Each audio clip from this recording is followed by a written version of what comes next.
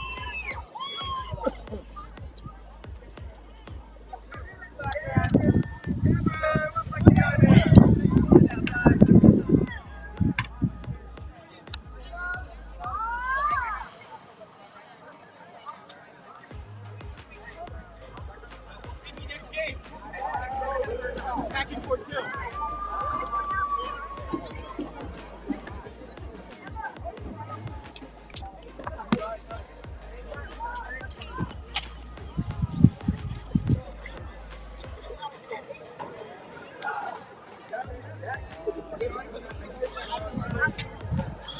the purpose? We didn't ask them to use this.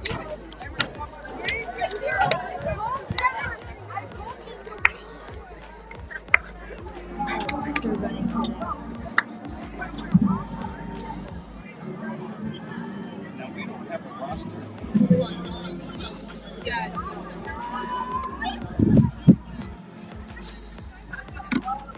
Does he have a roster they can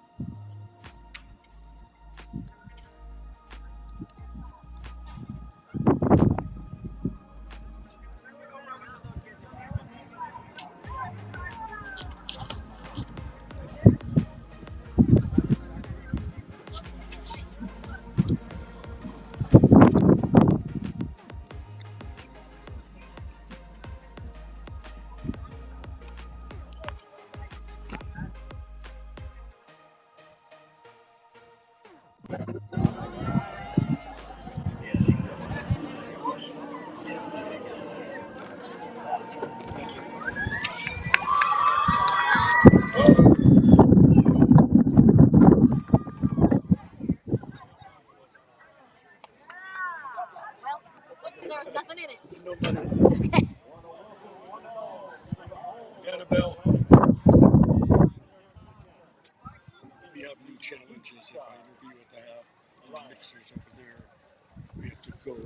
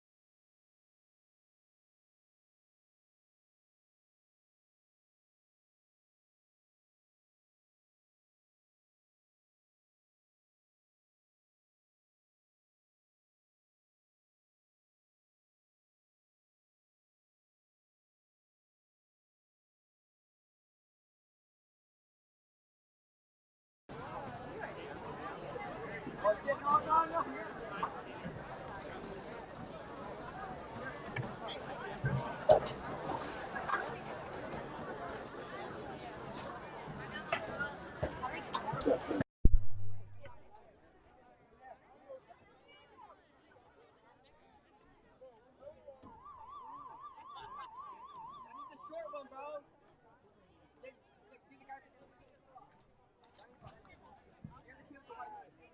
to welcome one and all to tonight's contest between the Lancaster Eagles and the Eastside Lancaster.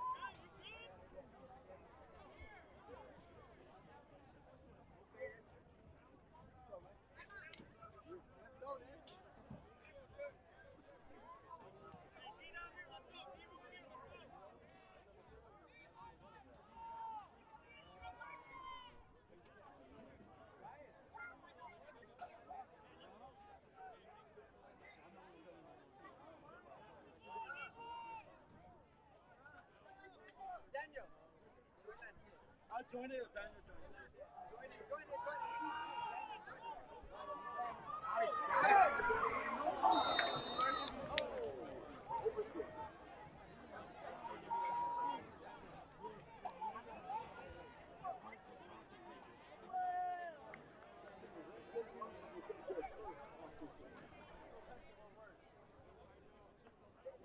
I was gonna join it, but then they want me to try to get back. I was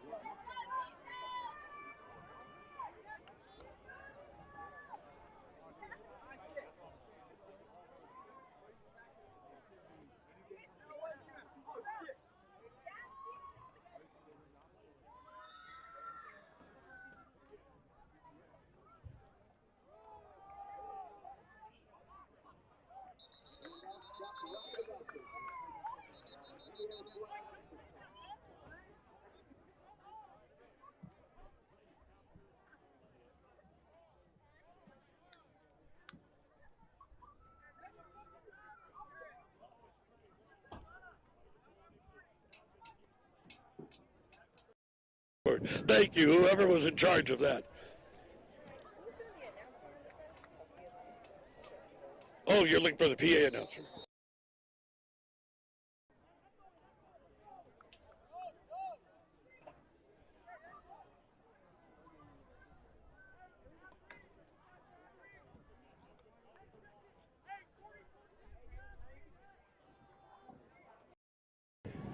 Down 3rd and 4 for the Lions.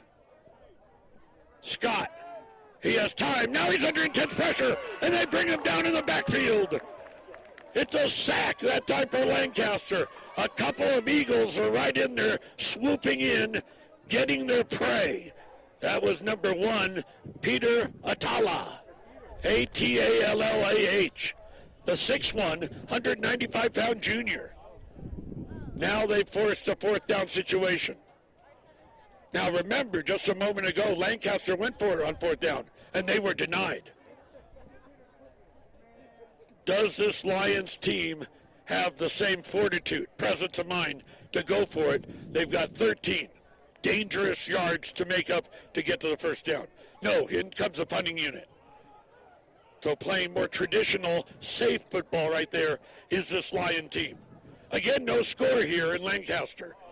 Here's your punt, under pressure, but instead, let's see our beautiful, quite a bit obstructed. As you see the one from the camera, the scissors lift is right in front of us.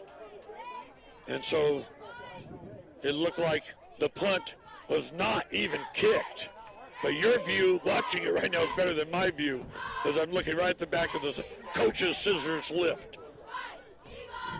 1st and 10.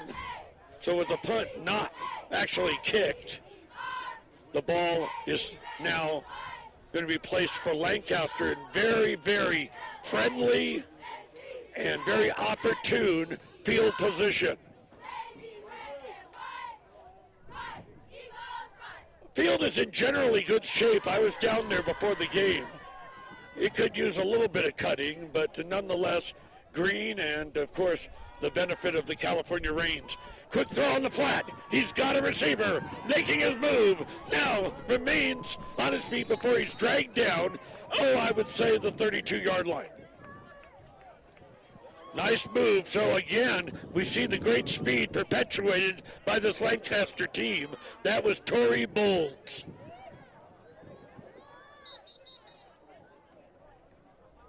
Torrey, B-O-L-D-S. And he was extremely bold on that one. Now we've got a 1st and 10. The clock is running. 6:47 here in the 1st. We don't even have a score yet. Both teams not punch drunk yet. All right, quarterback keeper, no. Another handoff, but met immediately. Nowhere to go for that Lancaster ball carrier.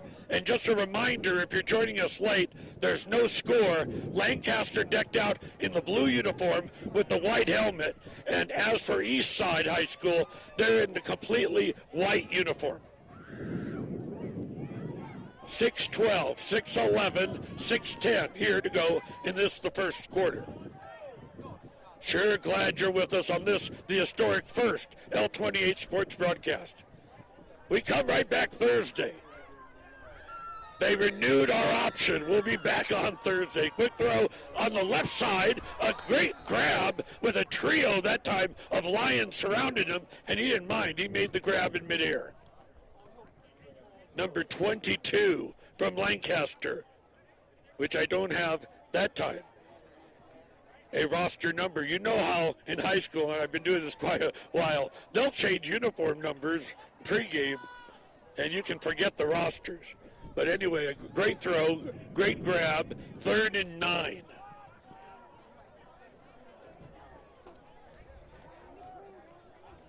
Lee Dinkins leading the charge right now for Lancaster. An option, pitches over the right side. Oh, up in the air, a circus move into the end zone. Lancaster touchdown.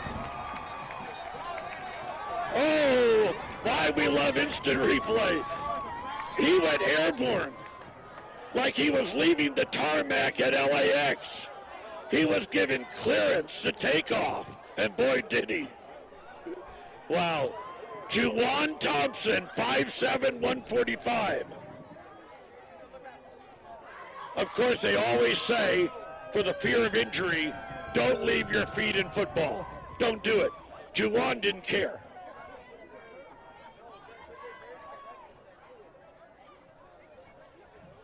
He went airborne.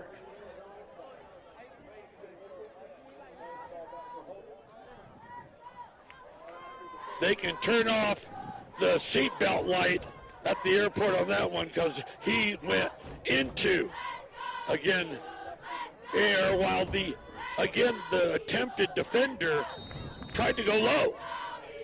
He didn't know this man was a high jumper at heart and then scampered in for the score as they break the ice, and they're going to bring it back. No score on the scoreboard. Another one where, again, there was a flag on the field, and we missed it. And so a great play negated for Lancaster, or they'd have a big lead right now. So Lancaster will try it again, going to the air, up the middle between coverage that time. Nice throw up the middle, and it'll be number 22 to make the grab. We've seen number 22 a couple times, but we did not have, again, a roster number for him.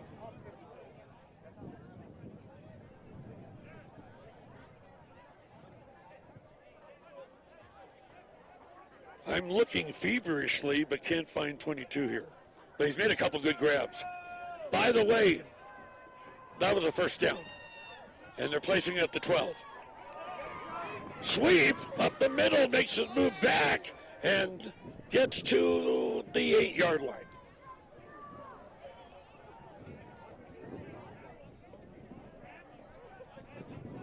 Clock running inside 4 minutes to go in the half, and we thought that was an incredible touchdown, and it was brought back. Instead, Lancaster will try it again. Play action, no. Instead, the running back's got it off tackle and will himself move without being touched once into the end zone for the Lancaster score. Now our scoreboard has gone completely dark, but we know with that being the first score, and it wasn't called back. Let's see if Lancaster will just attempt the point after touchdown or go for the 2-point conversion. We'll see. So Lancaster got close with the initial kickoff, and it was called back. A remarkable play where the Lancaster player went airborne over the Eastside player and scored, or so we thought. But now they finally hit the promised land, and now the scoreboard operator has done it, except we don't have the time, and now it's gone completely black. So 6-0 Lancaster. Last time I checked, inside 4 minutes remaining here in a swiftly moving and exciting first quarter here at Lancaster High School. Our technical people are doing yeoman's work right now. We're really proud of them to get it on the air.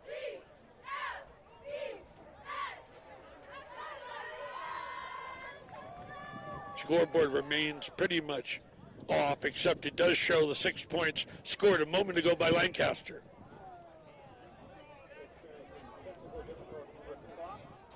Now they get on the PA and say technical difficulties with the clock. So we're going to try to keep our eye right on all the action and try to make sure we have the, again, exact score for you. And you know we're not running graphics tonight, so it's all up to me. I'm happy to do it. You are running graphics? I'm so glad they brought me up to speed. Great. Well, all I can say to our technical people, with no scoreboard, it's up to you to keep an eye on things because it can get wild and woolly. Still, we're waiting for things to come together here. They don't really want to start until the scoreboard is straightened out.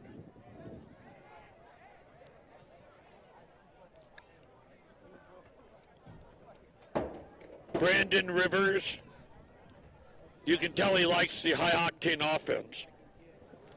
And what a remarkable story, and we alluded to it earlier. 13 straight years of a sub-500 record, but it was way under the Mendoza line, way under 500. In fact, in the 13 years before Brandon showed up, they were 21 and 105, a 16% winning percentage. That's under the Mendoza line. Brandon turned it around and gave them their first winning season since they were 6-5 in 2007. I'm speaking again of Lancaster High School. But he didn't just give them a 9-6 record last year.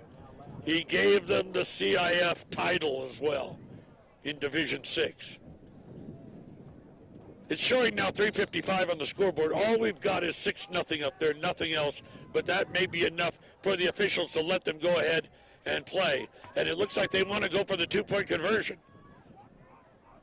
Uh-oh, bad snap. Dropped, picked up quickly, and then brought down and tackled. So they fail in the attempt for the 2-pointer.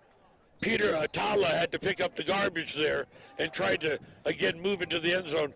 But Eastside was ready for them. Nevertheless, Lancaster gets 6 and breaks the ice with a 6-0 lead. We'll be right back. You're watching, of course, sports broadcasting on L28.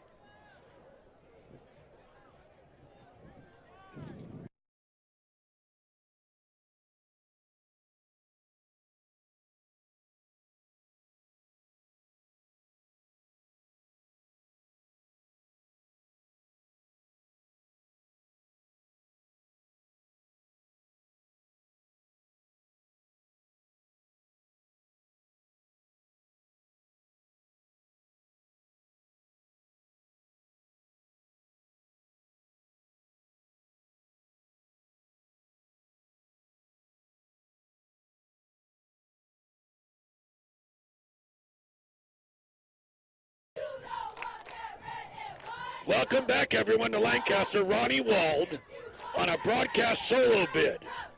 So proud to bring it to you, and it's even fraught with more excitement, more adulation, more meaning, because this is the first one.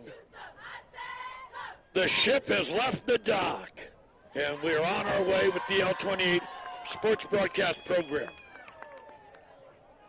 As for Lancaster, and this is the first Golden League game of the year, they're off and running too. They had a couple, as shall I say the metaphor, golden opportunities in their Golden League opener to score, and they were brought back because of the officials. This time they were able to get in and score, missed the 2-point conversion, 6-0 Lancaster. End over end kick, it's a short one, dropped and picked up quickly by the return specialist, and then he's grabbed down violently. No harm, no foul, if they say in basketball, but was brought down from behind. And right there, from the 20-yard line, Eastside will set up shop 1st and 10, deep in their own territory.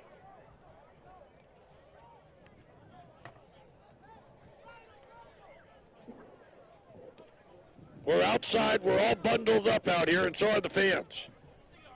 And across the way, the resolute Eastside fans have made the long sojourn across town to get here. They're over there, and we give them plaudits and kudos as well. 3:48 to go. Telling us we're still in the first quarter. Again, what's operating on the clock now is strictly the score and the timer. Handoff, Eastside. Bodies everywhere, almost like a rugby scrum. And they'll have to start peeling off bodies so we can see who even had the football. But again, I believe of 3 that time. They're working from right to left across your iPhone, tablet, PC, whatever you're using tonight. We're on the air. And Lancaster is being covered.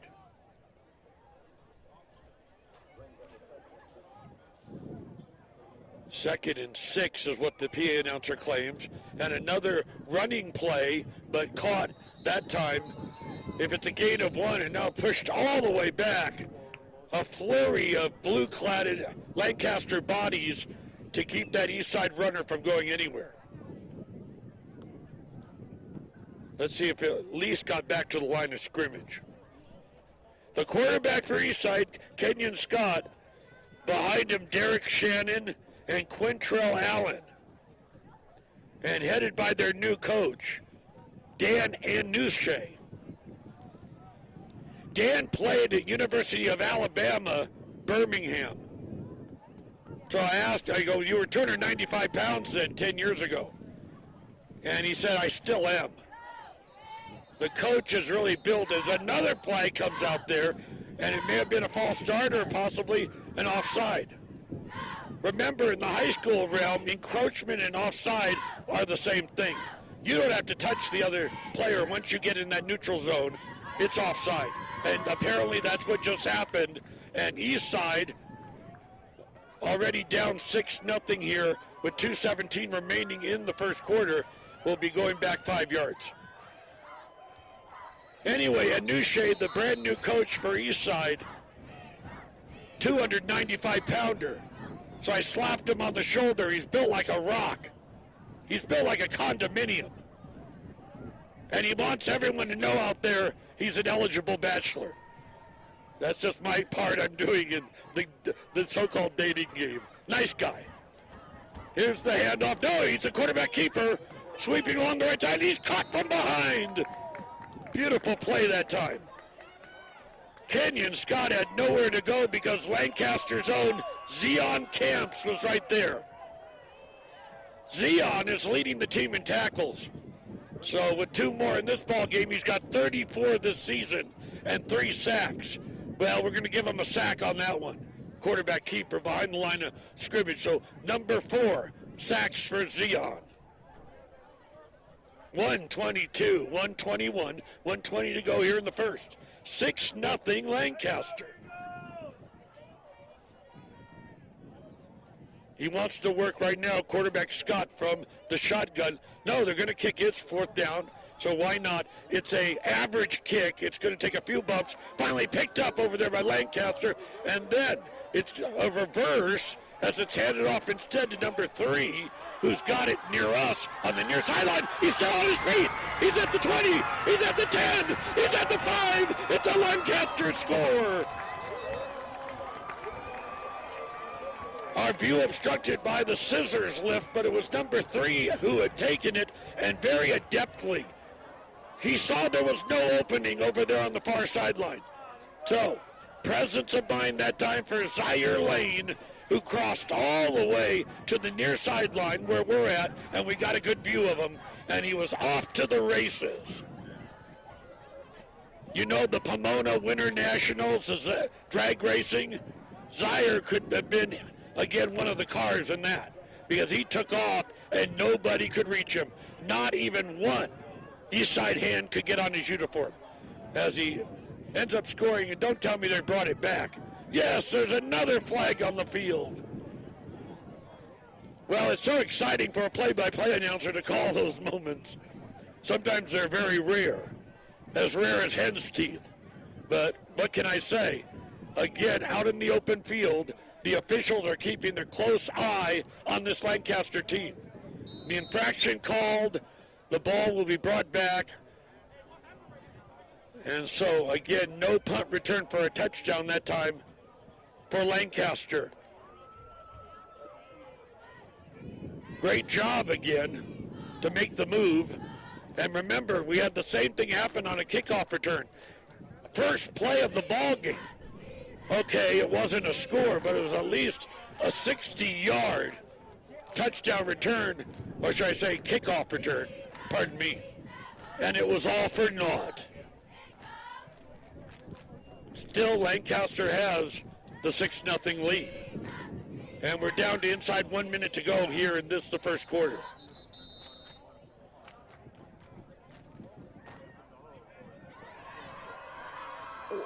One penalty after another makes it 48.9 seconds. And remember, we talked about the shorter quarters in the high school realm, 12 minutes. This one has gone on and on and on, and now timeout on the field. We'll break as well. You're watching proudly L28 Sports Broadcast. We'll be right back.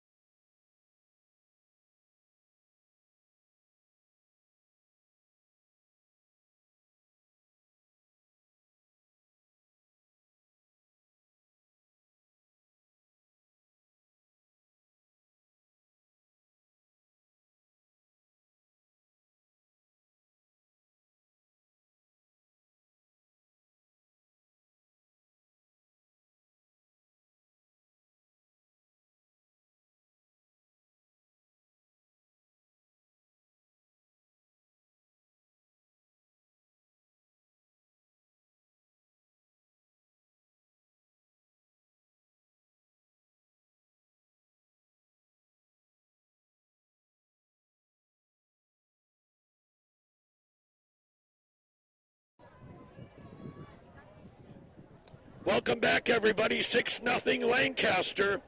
And if you want to pass out a mutual crying towel, it would go to Chowlin Hughes and, of course, Zaire Lane. The latest, again, infraction was Zaire Lane with a remarkable punt return where he crossed the field, was able to elude a number of Lions, past the Lions' den, so to speak, and get in for the score. It was brought back. Now here's a great crafty reverse on the right side. He's got an opening. He may take it all the way. One man to beat. He's beaten him and into the promised land for another Lancaster score. Number 2 that time, Chowlin Hughes. The one that was denied on the opening kickoff return of 60 yards. Now Hughes, turnabout fair play, gets in to the end zone, and it's 12-0 Lancaster.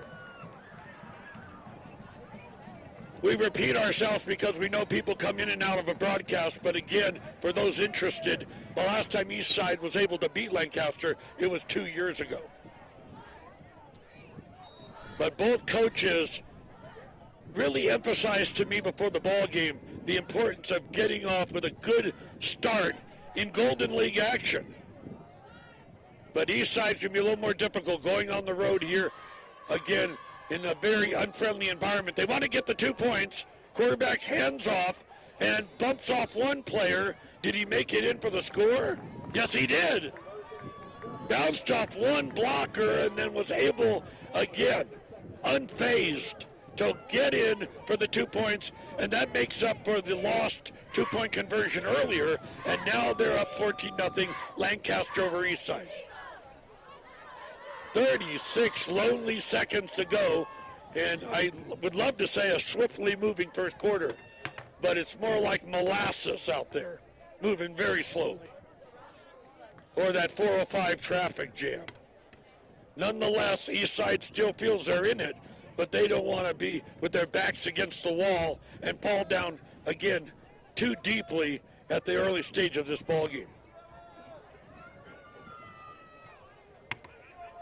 We're back on the road. No, I guess we're not. Desert Christian plays its games here. In fact, we're at Lancaster High School for the next two ball games tonight, 3 total. Desert Christian and Milliken coming up Thursday on L28. Don't you dare miss it. Then again, once more at Lancaster for the homecoming. That sounds like fun. All right, Lancaster ready to kick off from their own 40-yard line. 36 seconds ago, 14-0 Eagles. One thing about the Eagles, an explosive team. And by the way, you know they won the CIF title last year. Brandon Rivers says they've got a better team this year. That's what he told me. All right, a short kickoff taken by the lead player for this Lions team, trying to follow blockers, and then at least 6 or 7 proud Eagles surrounding that Lion player, and he had nowhere to go. So again, Eastside, with only 23 seconds to go, is deep in their own territory. Lancaster Eagles and Lions of Eastside.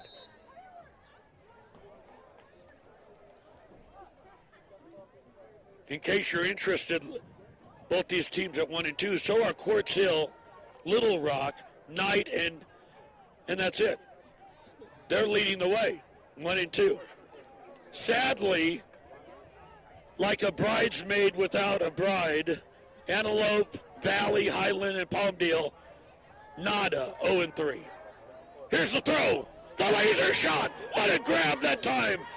Remains on his feet. No, our view obstructed, but it looks like he was brought down. What a fantastic throw that time. Kenyon Scott. He threw something out of Star Wars that time. Amazing.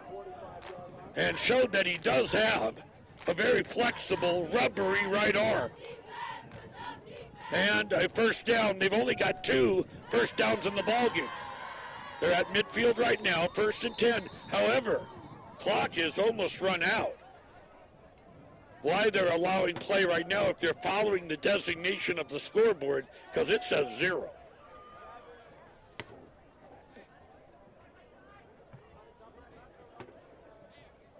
(14-0) Lancaster, and finally Eastside comes alive,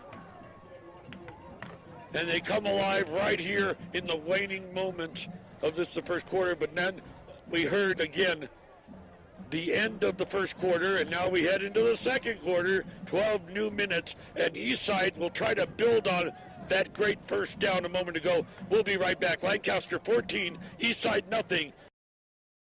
L28 Sports Broadcast.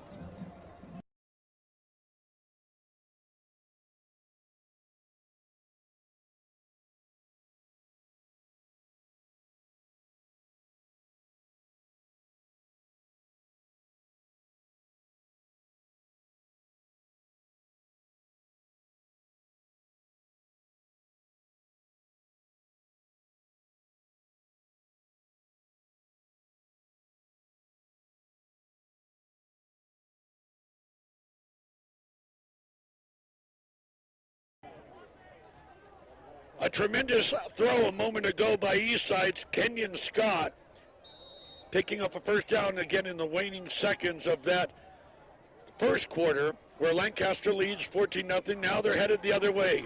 They're going southbound and down. Now caught and brought down himself, Kenyon, and showing that magnificent Lancaster defense that, again, Coach Brandon Rivers alluded to in our pregame meeting.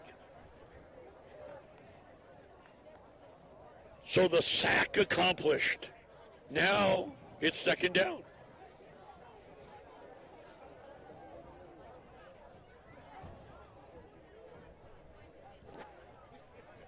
Kenyon Scott right now barking out signals, but now he's asking for a chance to take a look at the Lancaster formation as they bring right now the linebackers all the way up, maybe that time. And then as a result, it's going to be a handoff. It didn't matter what Lancaster did. Number 4 took it on the left side, a gain of 2 that time for Eastside in the person of Kenyon Scott. He held on to the football.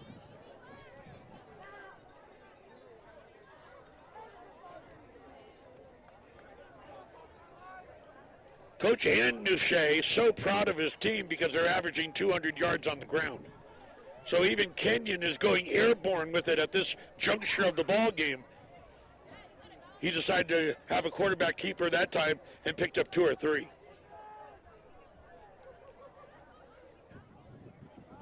As Coach Anouche made so clear, every league game is like a playoff game.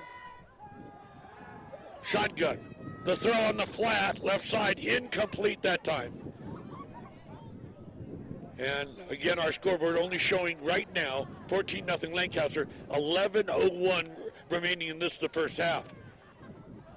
We're on our own to try to deduce deductive reasoning. We can look at those pylons out there and try to add it up for you. We have all the modern technical achievements available at L28, but we're going to have to count down the downs because the scoreboard is out of whack.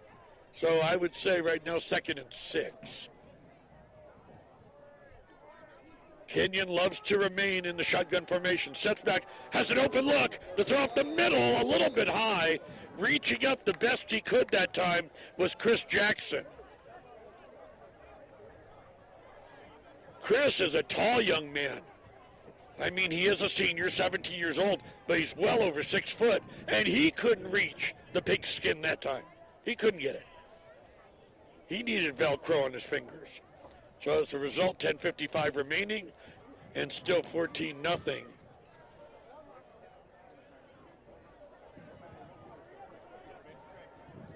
If it is 4th down, we'll see the punting unit come out there on the field right now, again for Eastside.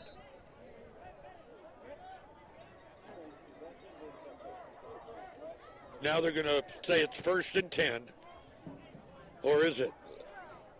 No, they're going to give it back over to Lancaster. They get the football. So they attempted that play on 4th down. We didn't have the benefit of the scoreboard to tell you that. Change of possession, and now before they go any further, we've got a timeout on the field. Thanks for, again, putting up with our scoreboard mishap. Nonetheless, we know one thing. Lancaster has a 14-0 lead. We'll be right back.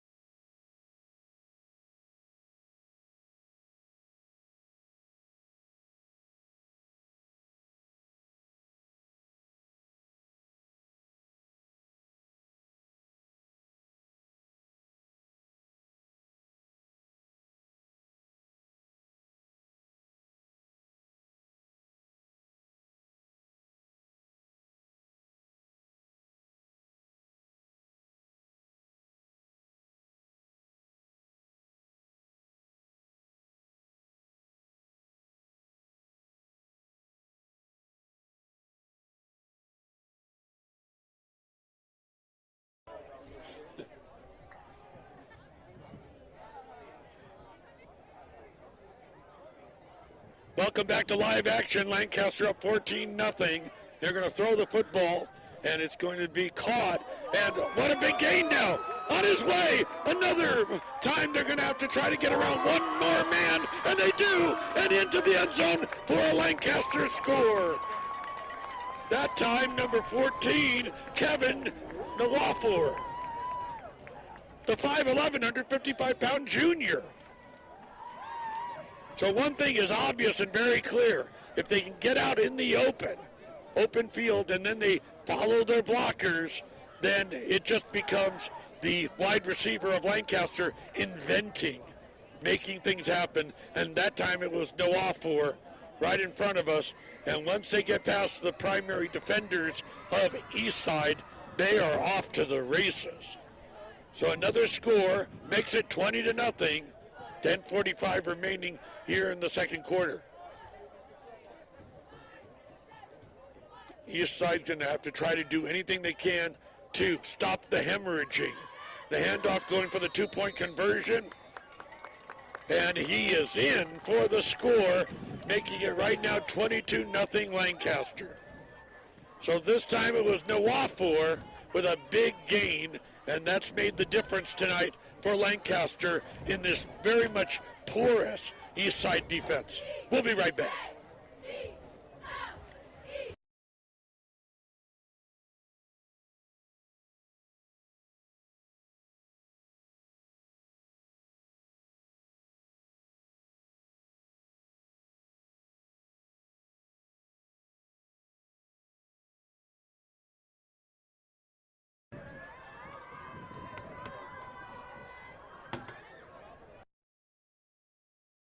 You tonight on L28, Ronnie Wald, your game broadcaster. So happy for the faith that the city put in us here to allow you to get these ball games and to have the vision to cover the local high school sports scene, because in the old days, the good old days, there's always seemed to be a local AM radio station nearby to do that job. Now it's up to the city, and they stepped up in a big way, and that being the city of Lancaster. Now their namesake, Lancaster High School, feeling good right now with the 22-0 lead. And Eastside is trying to do all they can to figure them out. Eastside themselves came off a brutal loss to Castaic last week, 54-12. Line drive variety kick that time. And it's going to go out of bounds, so as a touchback, he's going to make it all the way back to the 40-yard line. And that's where right now Lancaster will begin things. And all I can say right now is the Eastside team wants to do all they can to try to stay close in the ball game and not let this become a Donnybrook, so to speak. Not have the ceiling fall in on them. Right now, 22-0 it is, 10:48 to go. The kickoff went out of bounds. Should be a touchback. The officials very involved in this ball game. The flags, they are flying.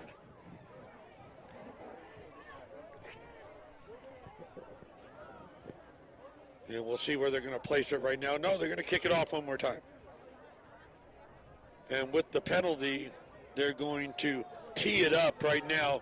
It looks at the 35-yard line. So penalty on Lancaster. And the kickoff specialist will begin from the 35. And let's see what Eastside can do with it. Knowing right now, just the beginning of things here in the second quarter, and down significantly, 22-0. It hurt even more to lose in a big way to Castaic, because they're a new team in the Foothill League. You know, the Foothill covers Santa Clarita Valley. They've only been around a couple of years, and they took care of business last week against this Lion team. All right, here we go with the kickoff. Line drive and grabbed right there by the front man, who's going to go forward, has no blockers to follow, hit once, hit twice, and then comes down at his own 32-yard line. Bringing it out that time was Quintrell Allen.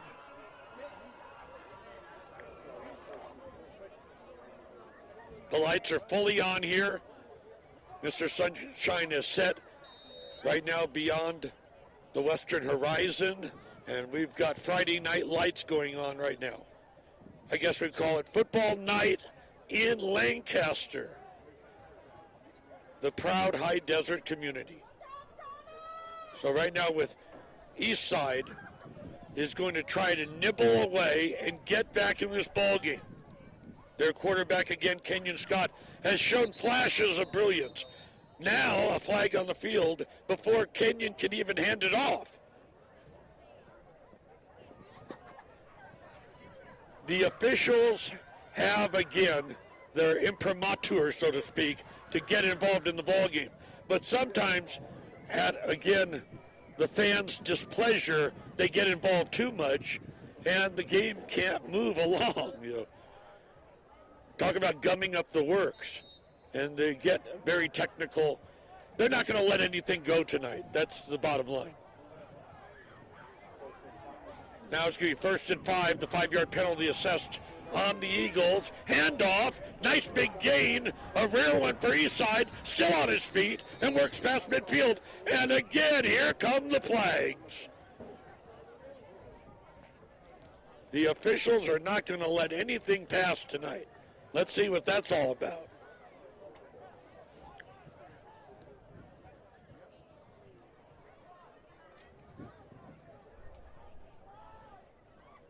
So they're having a mini conference going on there at around the 40-yard line. A mini summit, so to speak. And here comes the official. He's waving the flag. Penalty assessed against Eastside this time.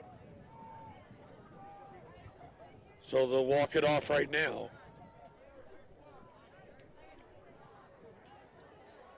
Eastside finding themselves with a new coach and a new commitment to excellence, but right now they're finding themselves going the wrong way.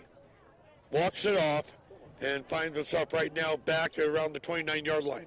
Their own 29.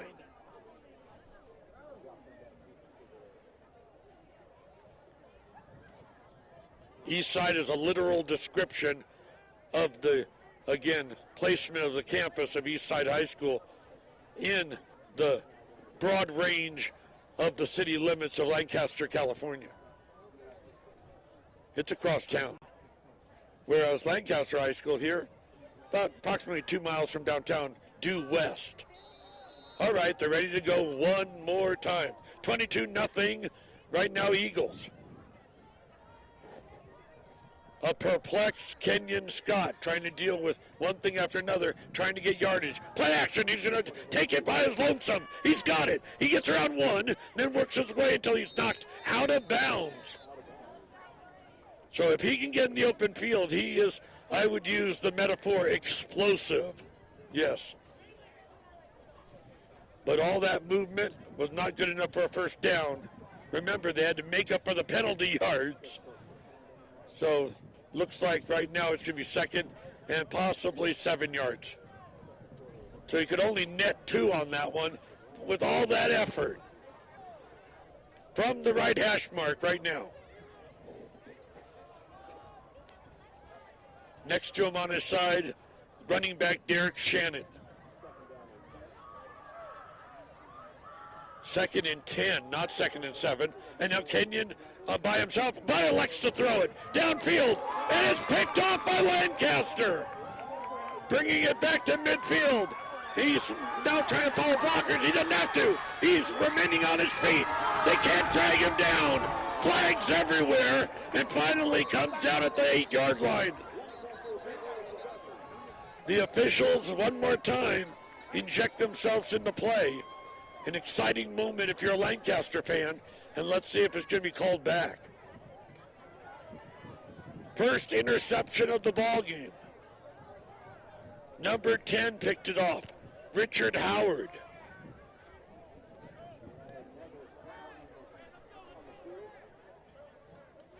And let's see what the dispensation of this one is right now. At this, the 9:05 mark of the second quarter.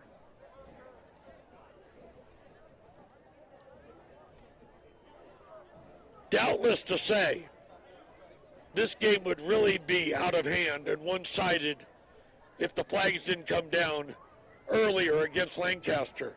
As it is, the Eagles have their 22-0 lead. It could be a lot more painful for Eastside if the officials were not involved. 3rd down and 6. Ball spotted around at their own 30-yard line. So obviously, Kenyon, with instructions from his coach, go ahead and keep the football if you see an opening. He's got that kind of blazing speed. But he tried to throw that football on the run, and when you do, you lose velocity. And it's going to go back over Lancaster, Lancaster's football. And with it, the ball carrier will make it up to almost the 20-yard line. A nice big gain of around 7. So Lancaster, again, the beneficiary of that interception, and it was not called back. And now they're again knocking on the door one more time, up 22-0 and looking for more.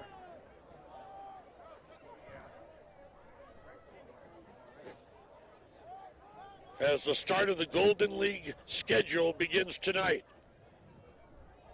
Eastside hoping not to fall to 1-3. They need a stop here desperately. The handoff, left side, makes a move, and then knocked out of bounds around the 9. That time, 0 with it. Jacob Walter for Lancaster. Good enough for an Eagle first down.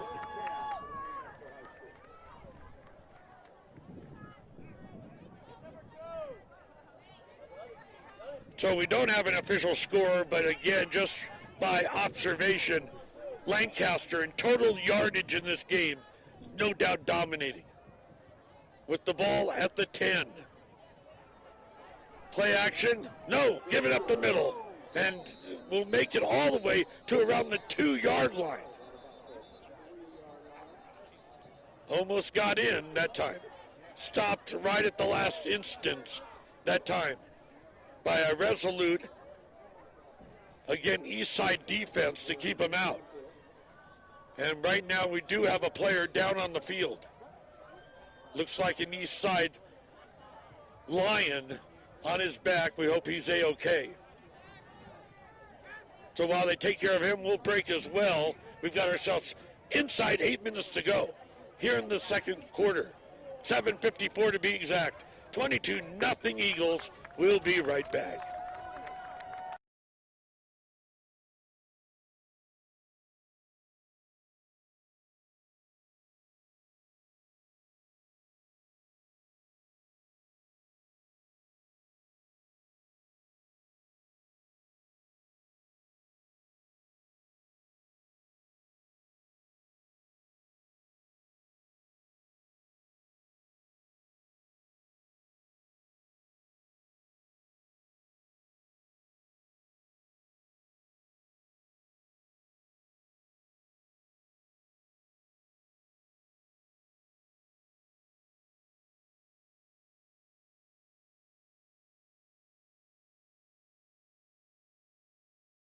Again, East Side Line was able to walk off the field on his own volition.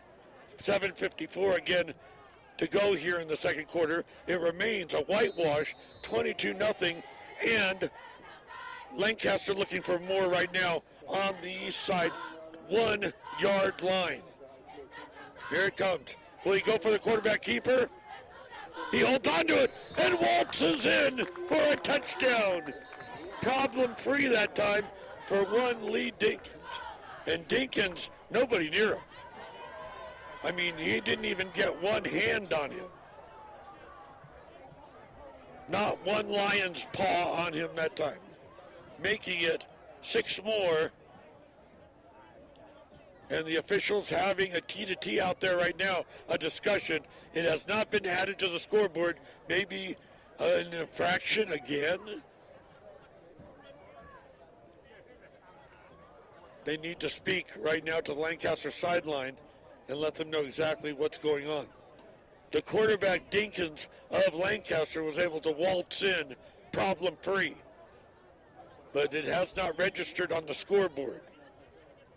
Our alien scoreboard can only show us score and time, no first downs.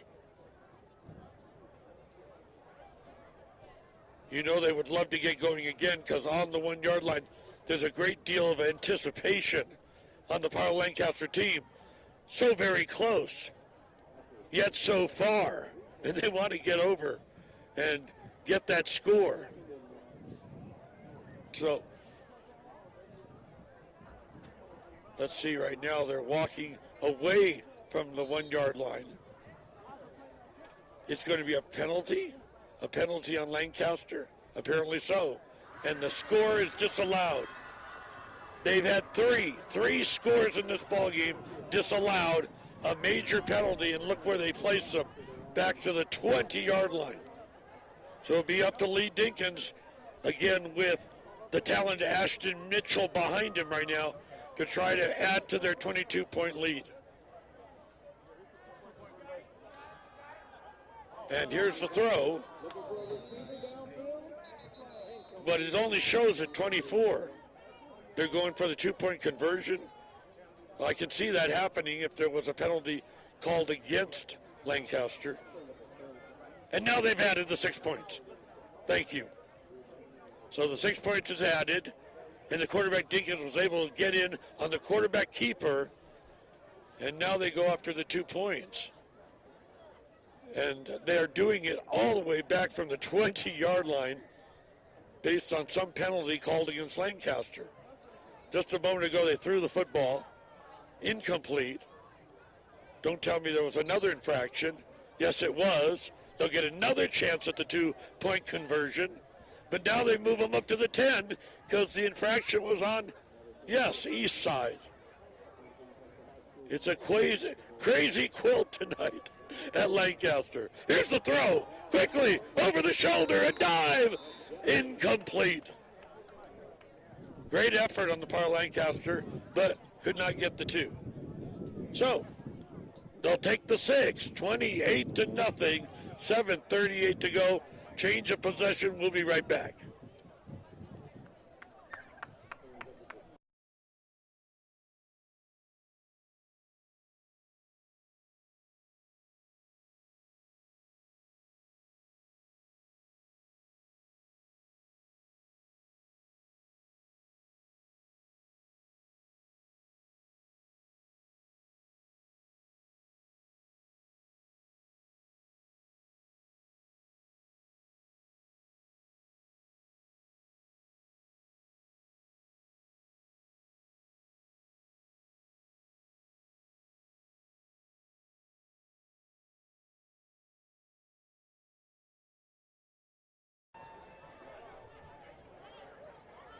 It's the historic L28 sports broadcast tonight. Ronnie Wald with your play-by-play.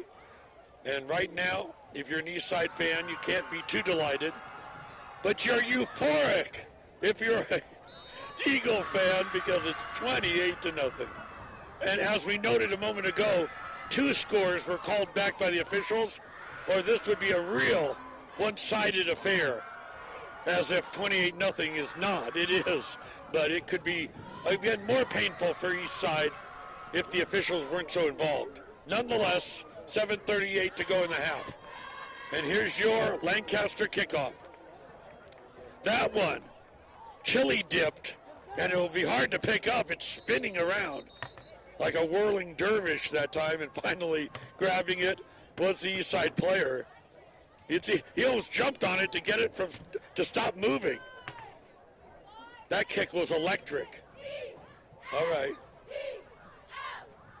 If you're an Eastside, again, fan, and what would you impart right now to your team, knowing that they're down 28-0? They want to get back in the ballgame. And the broadcaster has to keep it interesting. Right on. Our first one tonight, inaugural broadcast. You know the talented City of Lancaster Communications Director, Jennifer Seguin. She's going to join me at the half and talk about what we've done here, getting these on the air. She's helped make it happen. Oh, up the middle, a big opening. A cavernous opening like the Grand Canyon, and able to pick up enough for only their 3rd first down the ball game. But they're hoping to get the big mo on their side, the momentum shift, and try to get back in the ball game. You got 2 things going on when you're down 28-0. You're thinking that's a huge El Capitan that you have to scale to get back in the ball game. But first, score something. Break the ice. That's the important thing. And they'd love to get a score. They haven't even gotten close enough for the kicker to come out. All right, one more time. Play action. The throw, only a gain of 1, but maybe not even that. Just back to the line of scrimmage, as it was caught that time by Michael Plesanek.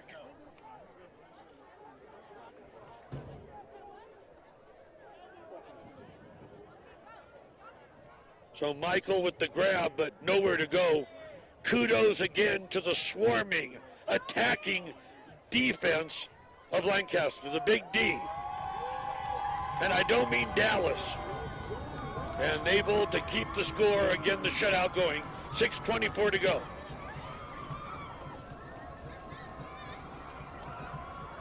Third and 10. Boy, they're really making movement on the stands here. Drops the football, able to recover it, and then they stop play as the quarterback was caught, and it was going to be a sack. And the official just stopped it right there. They're getting extremely careful in the high school realm not to risk any injuries. Once they noticed that, again, the Eastside quarterback, Kenyon Scott, was in the grasp of the defender, they just called it off. If Aaron Rodgers was as lucky the other night, he might not have gotten injured if they had called it before he hit the turf. Nonetheless, 5:58 remaining. 28-0 Lancaster. Keep it on the ground. Here's the handoff, and again, the impressive swarming defense, making it oh so very difficult that time for Eastside to get any significant yardage. They shall not pass. Seems that way. There's a lot of football left to play. One thing for sure, the Eastside brethren over there on the eastern side of the stadium, extremely quiet right now. They haven't had much to cheer. And last week, the debacle, the big loss to Castaic, and they're hoping not to let their season slip away. Lancaster here at home, they love home cooking. And up 28-0. 5:28 remaining in the second.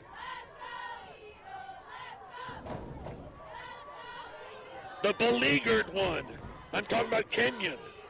What should he do now? He's tried to run it, he's tried to throw it. He's going to go airborne. That one, between coverages, will fall incomplete. He's got a beautiful form. Lovely to look at. Nonetheless, being incomplete.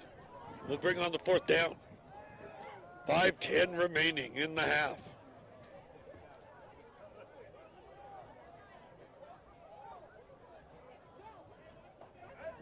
The wind is still with us. We expect it as we go on into this program, this sports broadcast, Friday Night Lights, it's going to get considerably colder as we get into October. Some of the fans are bundled up here, but not quite full-fledged sweater weather. 28-0. And now it looks like there's going to be a timeout on the field. We'll take one as well. You're watching, of course, L28's exclusive action here, football night in Lancaster. And right now, the Eagles have the lead.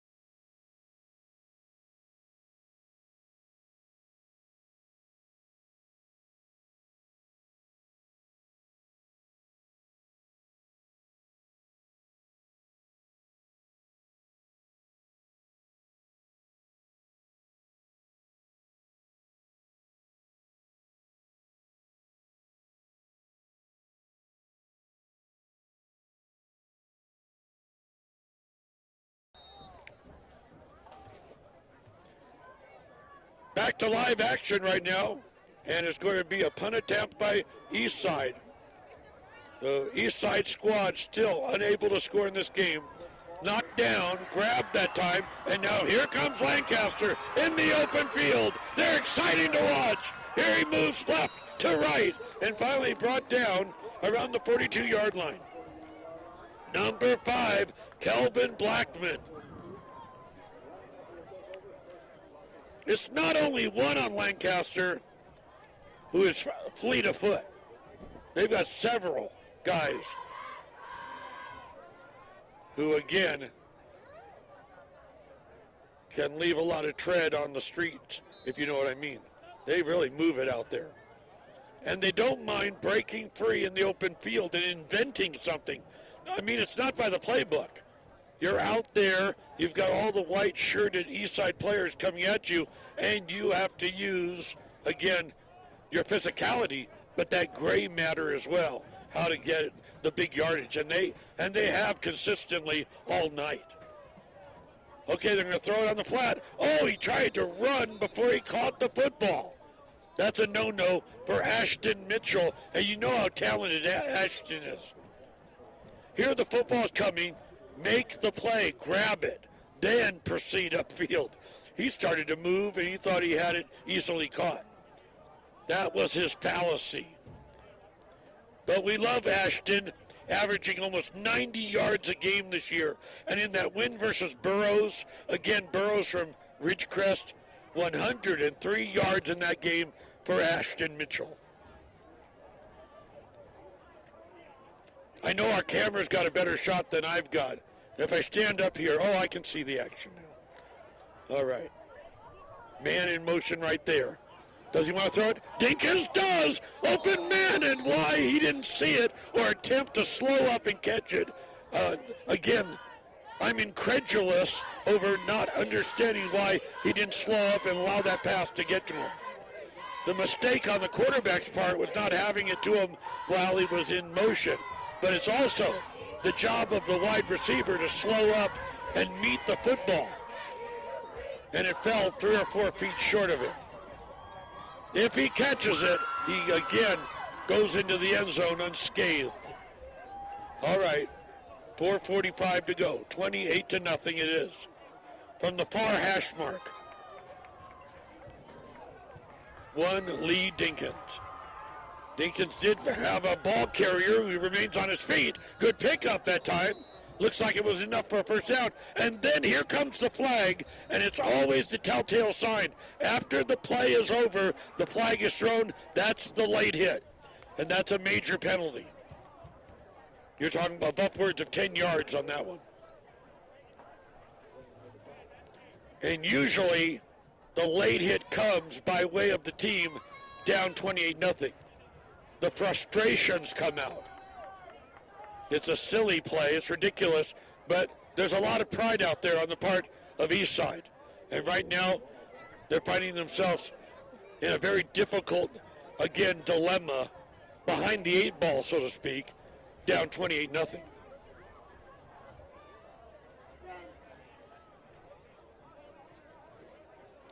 So this slow, laborious game is because the officials are getting involved, and maybe for good reason. A late hit, we don't want to see, again, tempers flared out there for any reason.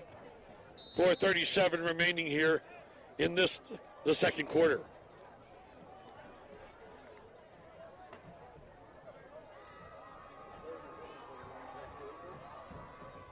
All right, Lancaster's got the football right now. About 12 yards away from a first down. This is a sweep play, and he's got it, and he gets a first down and then some, up to the 40-yard line.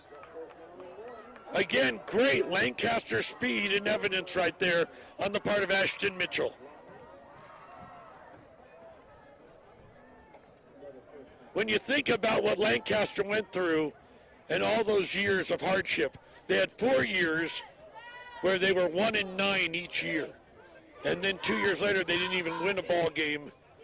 They were 0-10. That's how poor they were. And then last year to get the CIF title. Coach Rivers said Ashton Mitchell played the playoff championship game with heart and soul. We see it in evidence out there. He's got it right now. Off tackle. A nice gain. 6 or 7. Past the 35. Ashton Mitchell, Mr. Heart and Soul. No one's going to forget that win over Valley Christian. 44-42. There were so many lead changes in that CIF championship game. The pride of Lancaster was on the line. If you don't get excited over a game like that, you need to check in the ER and see if possibly you're flatlining, because that was a game of all time. 44-42. Now, right now, Mitchell again, they're using him as a primary, again, running back. Another big gain, 8 more yards, a first down for Lancaster at around the 18-yard line.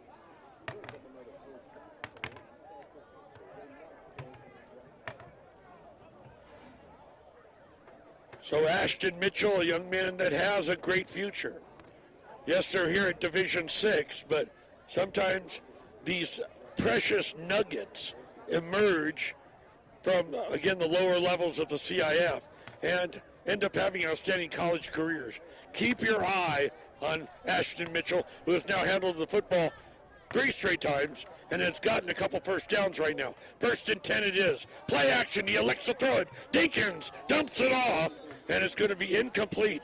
That time, it wasn't anywhere near the intended receiver. 2:29 to go, 28-0. As they start to line up and get ready for halftime festivities here.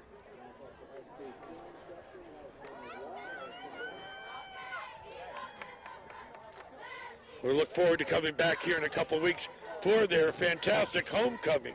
Wow. But there's business at hand right now. And Lancaster flourishing, up 28-0. He wants a throw. He wants more points. Goes up high. It looks like it was picked off in the end zone. What a grab over there on the part of the Lion. Trying to get his number right now. He's more of a short player, but boy, did he really climb the ladder to bring that ball in and get the pickoff. I'm going to say it's number 8, Quintrell Allen. I don't have a height or weight for Quintrell, but he might be a short player, but man, what a vertical leap. So let's see what they're going to do with it right now with 2:20 to go, 28-0, but Eastside might be able, through that heroic interception, to try to get back in the ball game. A switch of momentum would help. The Eastside fans getting involved would help too. Let's hear it. So they've got the football. They're at their own 20. The pickoff was without a flag, if you can believe it. It was a clean pick. Nice job. Now Eastside has themselves 2:20 to go and to try to march downfield 80-plus yards here. Here's the handoff. Oh, look at those flags flying again. It was a handoff to Derek Shannon, the 6-foot, 215-pound senior, and then one flag after another.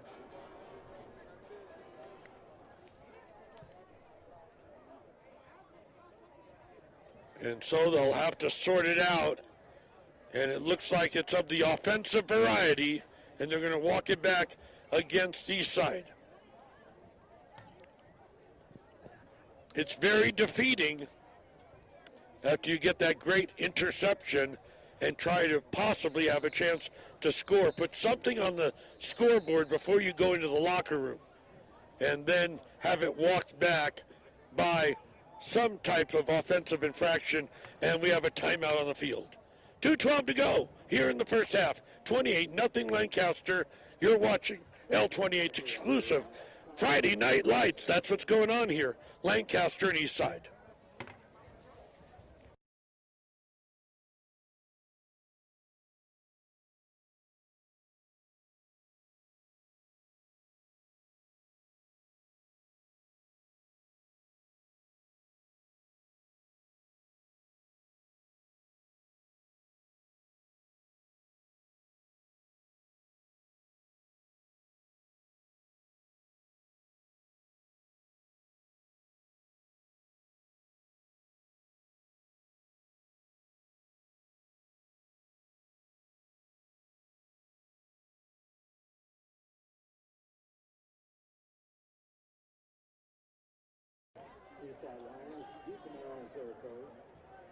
Eastside pushed back The incredulity of it all. They find themselves all the way back to their own 10-yard line. It's going to be a tough road to hoe right now, 2:12 to go, and try to get any type of score. And, of course, high school kickers are not known for, again, the great leg. You're going to rely on the touchdown. Here's the throw. Is that a pick? It's grabbed there by the secondary, a diving catch, and was he able to get the interception? We'll find out. Zaire Lane, we know how talented he is. He's the one that had that punt return, and it was called back. The 50-plus yard punt return for the score. But they're going to say no. The ball skipped on the turf. So with that, let's see where they're at right now. They're going to have the quarterback himself so far back in his own territory, he's in the end zone, if you can believe it. So he's going to bring it out by himself. Here he comes. Hit hard, and then loses the football, and it's picked up by immediately an Eagle who tries to score himself. Collared hard was Kenyon Scott. He lost his bearings for a moment there, and then the ball was gone. And with that, picked up quickly by Lancaster, and they had presence of mind not just to fall on the football, but to pick up the rock and try to dance into the end zone. Well, he found himself, he got all the way to the 11. 1:55 to go. So the great hope of Eastside trying to turn that interception in the end zone into something positive ends up, again, working against them.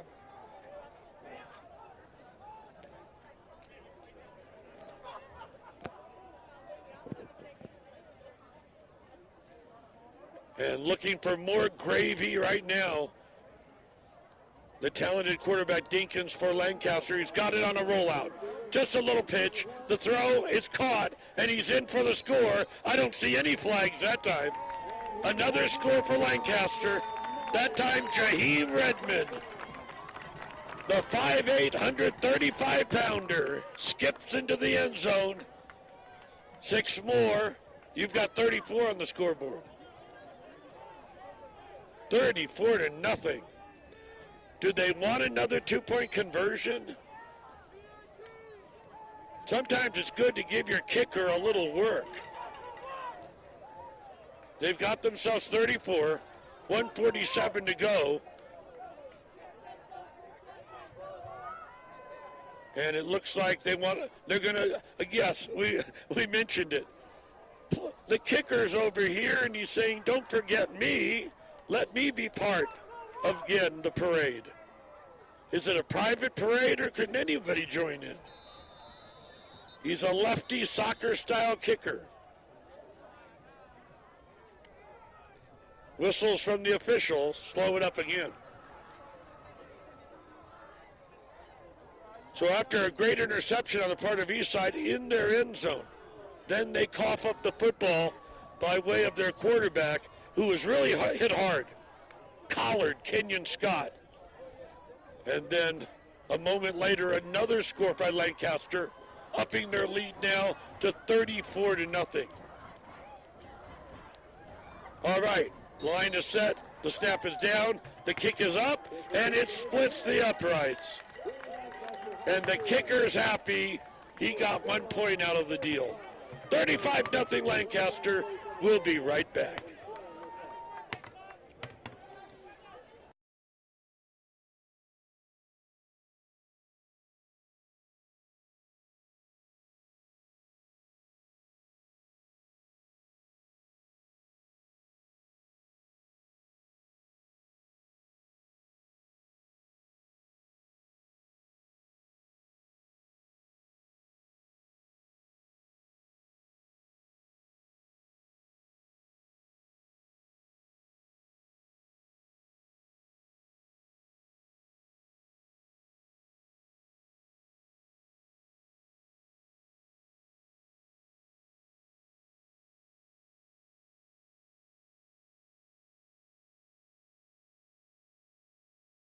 You heard it right.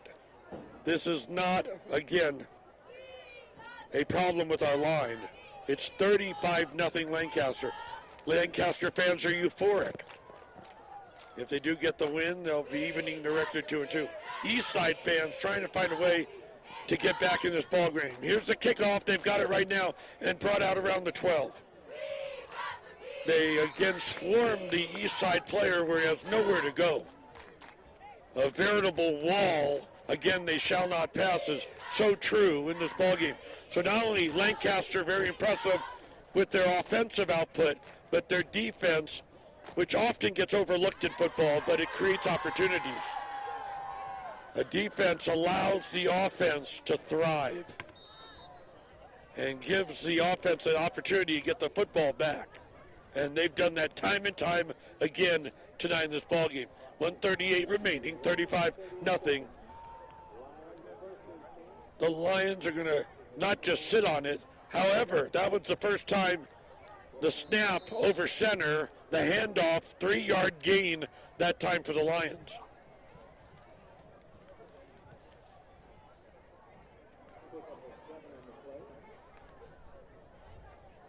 Let's see if they change quarterbacks. It looks like Ashton Mitchell had it that time. The one quarterback who we thought would be playing was Jason Wilson. He's got over 230 yards cumulatively passing this year. Jason was not available tonight. They went with, again, another quarterback in his place. All right, now working again right over center, just trying to grind out and kill the clock, not looking for anything spectacular. Yeah, Kenyon Scott remains out there, pardon me. So Scott, who has flourishes of brilliance, but he's just had some bad luck. A number of calls have gone against his team. But there's no doubt the young man has a lot of raw talent for Eastside. 24 seconds to go and the clock is running. So let's see if they get this last playoff. 20, 19, 18, 35-0. And it doesn't look like they're in any big hurry at all.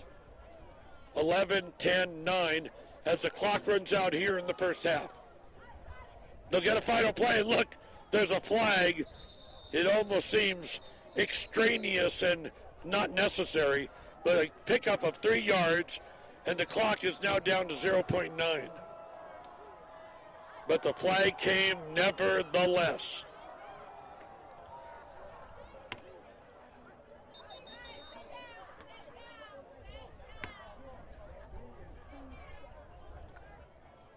So we'll see what that's all about out there. Lancaster eager to get into the locker room with their secure 35-0 lead. Eastside didn't look like they wanted to attempt marching down the field because they just did not have enough time. So for the first time, their quarterback, Kenyon Scott, lined up himself over center just to kill the clock and sit on the football. And now the clock is run. We're going to take a break and then come back with a very special guest, head of communications. Wow.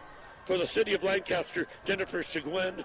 And we're looking forward to speaking with her because she was one of the very important people to help put together this historic L28 sports broadcast. Again, here's your halftime score. Lancaster 35, Eastside 0. We'll be right back with Jennifer after this.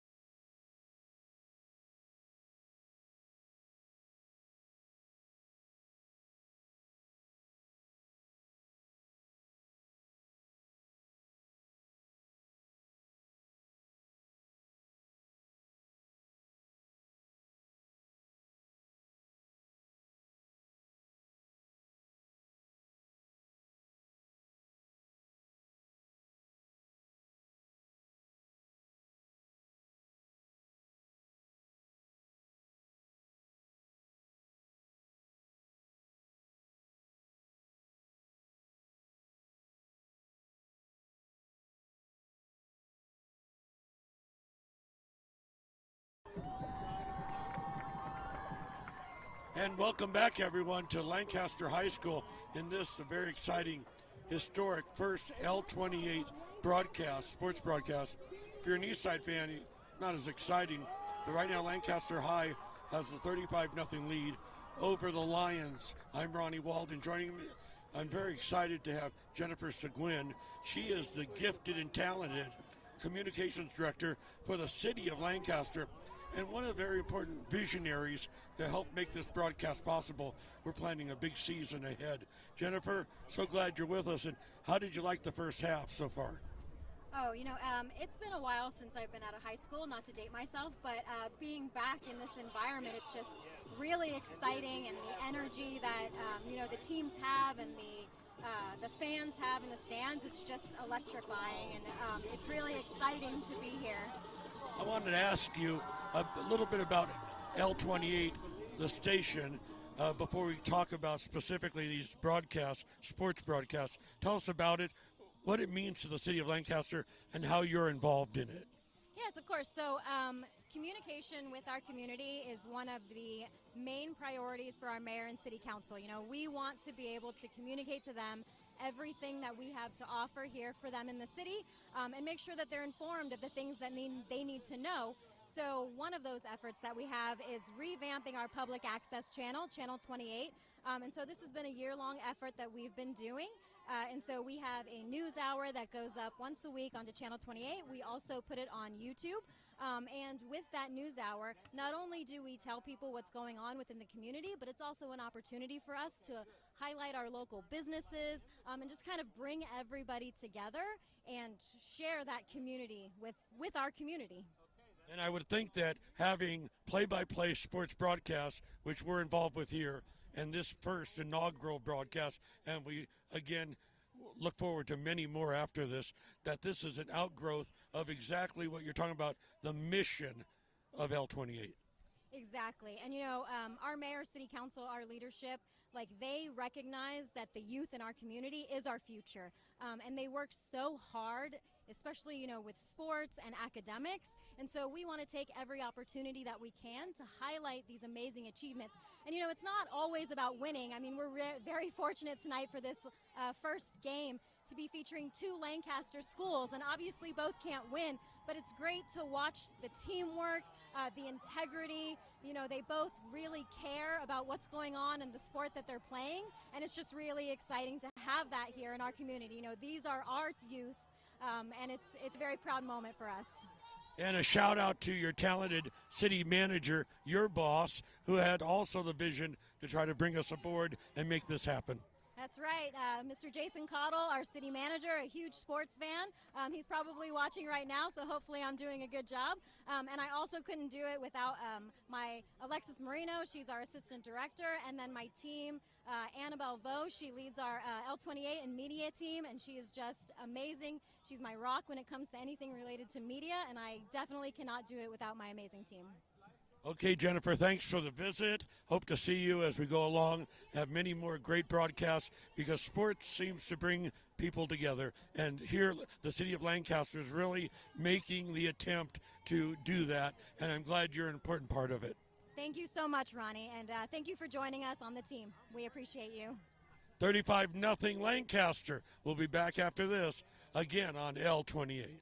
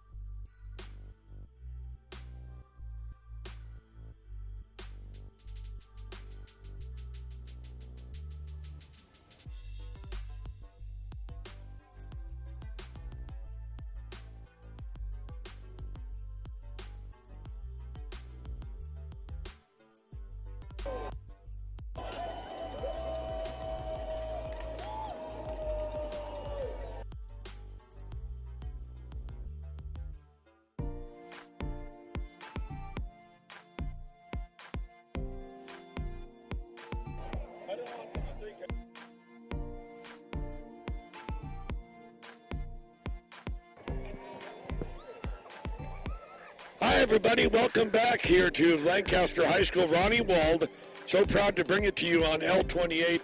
And wasn't that a great halftime interview? I mean, we were talking about, again, the people that staff the city of Lancaster. And Jennifer Seguin, the communications director, came through beautifully.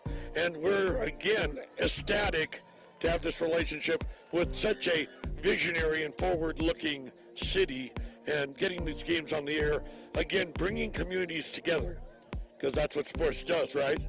Well, that's what we're all about here. As for the matter at hand, if you're an Eastside fan, you have to be, again, crying in your soup, because you're talking about a 35-0 shellacking right now at the hands of Lancaster. Again, Lancaster is in a celebratory mood. They lost their first 2 ball games, came back with a barn burner last week, shutting out Burroughs of Ridgecrest 41-0. At the same time, think about the travails of this Eastside team. The Lions, you know, the proud lion, the Lion King, well, they're not feeling so proud right now because they lost big time to Castaic last week.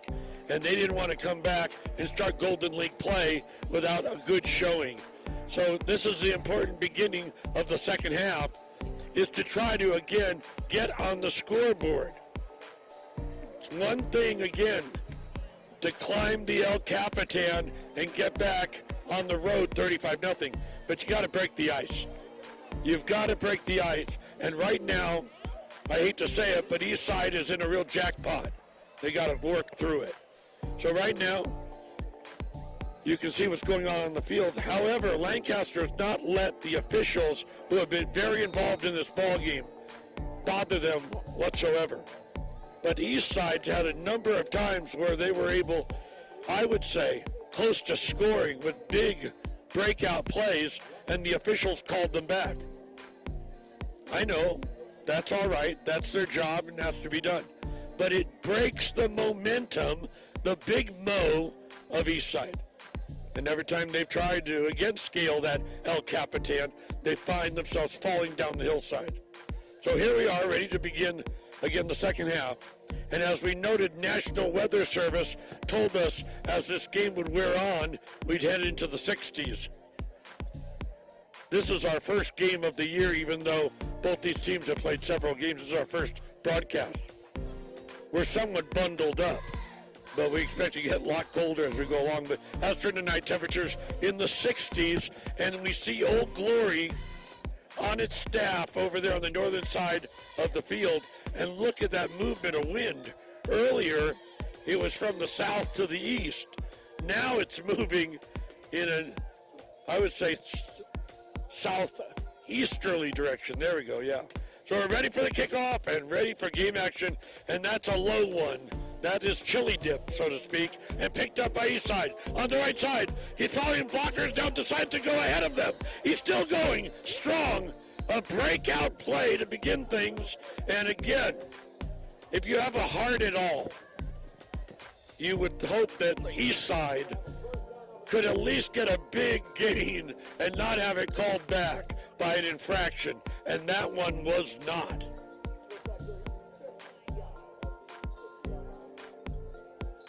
However, they're going to place the ball at the Eastside 45. I thought they had gone and made it into Lancaster territory. My bad. So here we go as we begin things in the second half.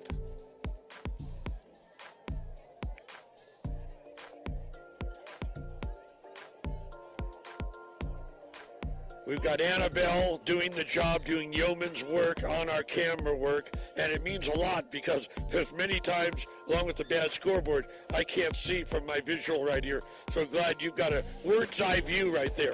Stepping back, the quarterback, he's scanning the field, and then he's brought down.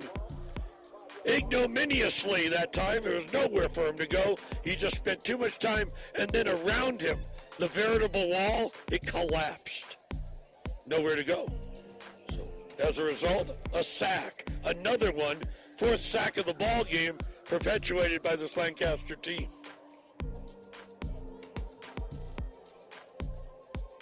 I know he's a young man. He can go through, again, the bumps and bruises. but he has been beleaguered in this ballgame, and he might have to book a chiropractic appointment for Monday morning. 11:05 to go in the third. 35-0 Lancaster.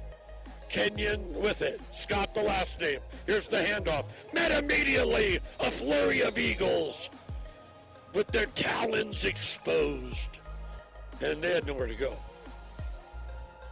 And there goes some proud guys, again displaying Old Glory, running through the stands.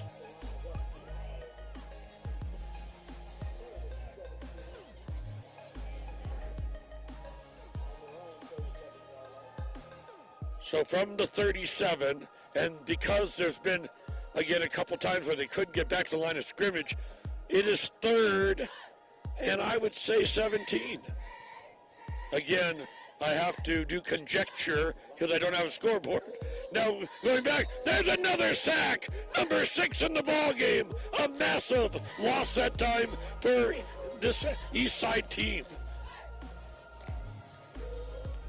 The indignity of it all. And now that will bring on 4th down.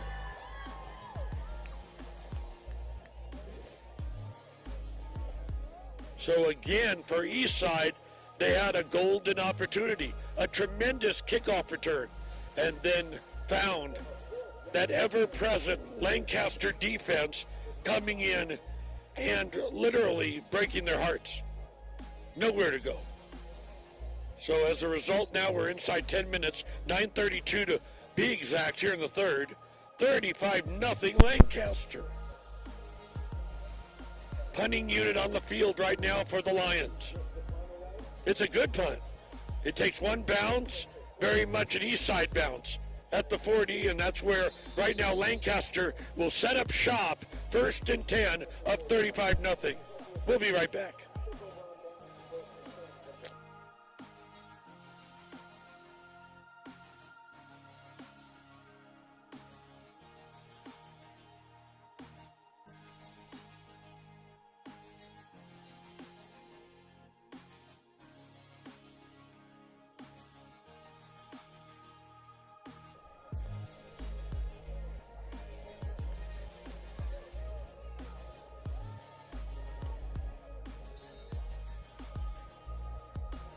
Lee Dinkins has expertly led the charge in this ball game, replacing Jason Wilson, who is the number 1 quarterback through the first 3 games of the year. They've gone with Dinkins here in this home opener of the Golden League, and movement on the line, and here come the flags.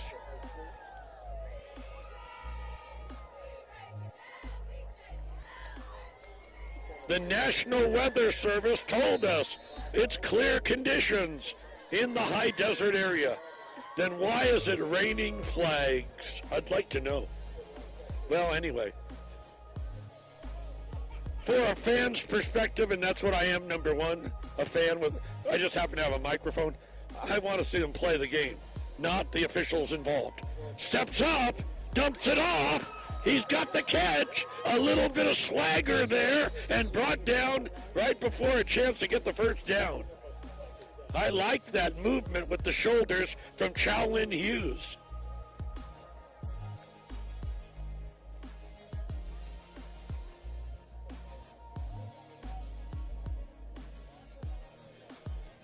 Hughes had a remarkable game in that win over Burroughs last week. 111 total yards. That's, again, rushing and passing. Swung around.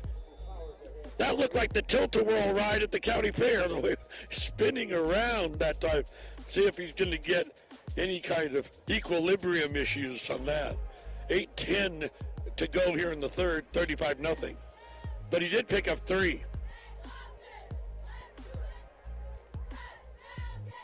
Eastside, they're in the all-white uniform, the purity. And I love the Lancaster uniform. It's a white pant with red and blue striping, a blue top, and a white helmet. There you have it. 35-0.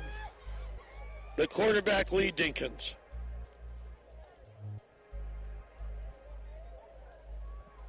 The scissors lift. He must have heard me. He lifted it up a little bit. I can see the action now. Thank you, Mr. Scissors Lift. Edwards scissor his hands. Oh, he's got the catch, and he remains on his feet. They pull his shirt off his back. He was undaunted, and he got the big gain, enough for a first down, and then some for Lancaster. Who else but Chowlin? Last name Hughes. They grabbed his shirt, and that was not going to stop him.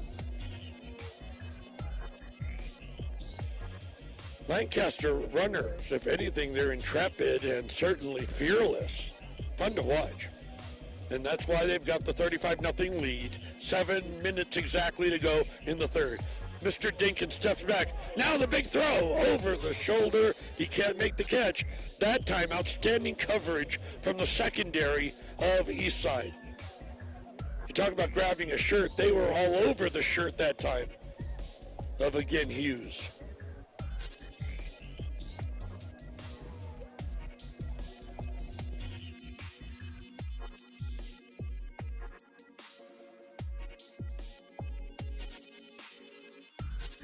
I was once in one in Montebello High School, and there was 3 heavy and hefty assistant coaches in it, well over 250 pounds.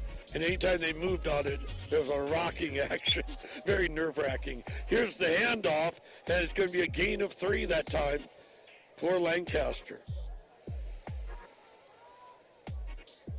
Even though Lancaster's had big, they're suddenly and incredibly quiet on this side of the stadium.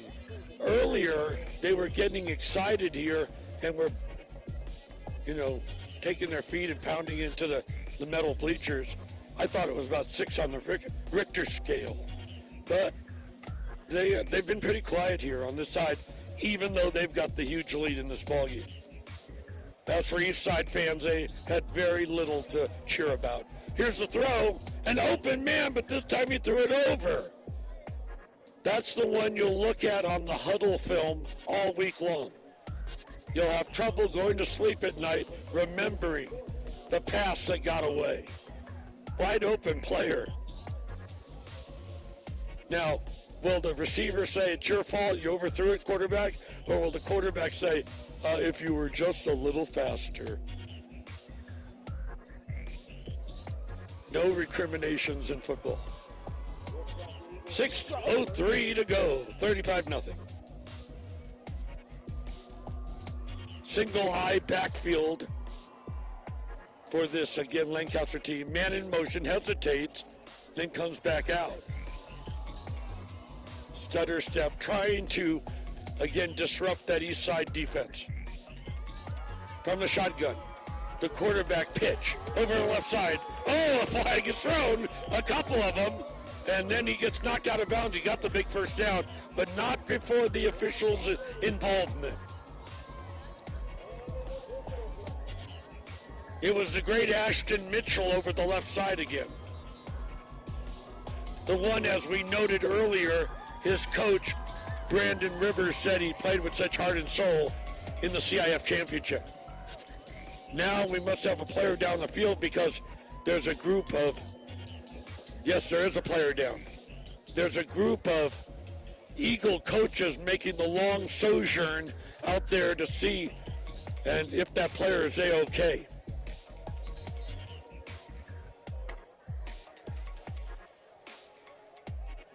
And there's always a collective holding of the breath before we find out, again, the status of that player down. But you know what? In all these years of broadcasting for myself, I noticed that one thing they do say to them is, don't move. Now tell us where it hurts. How do you feel? And then they finally find a way to get up on their own volition, as he is right now. And it should get applause from the audience. But nonetheless, there's always that moment, and it's a pensive moment. And we're applauding up here in the broadcast booth because he's up and A-OK. But again, that pensive moment, because they tell him, don't jump right up. Are you okay? Where do you feel the pain? And then, oh, you don't? Okay. You can get up now. So he takes a long walk, as we said, on his own volition, and we'll be ready to start one more time. In a ball game for 12-minute quarters have been extremely sluggish tonight in Lancaster.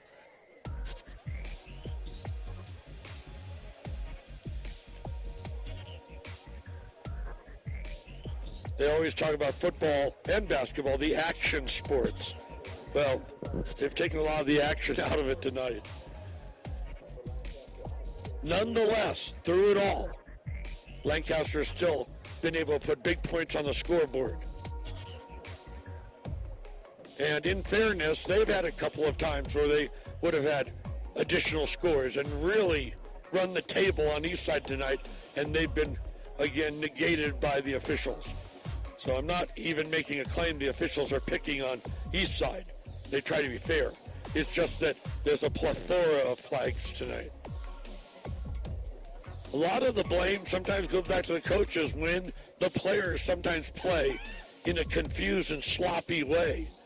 I mean, when you see late flags, you know a late hit, and it's completely unnecessary. Inside 6 minutes ago, and now they're trying to work it out after that player did make it back to the sidelines, and now we're ready to start things up one more time. 1st and 10, right now at the east side, looks like 15-yard line. Trying to get upwards over 40, I believe, and someone could correct me if I'm wrong, that when it is a 40-point differential, then they just let the clock run, no timeouts in the fourth quarter. Let's see.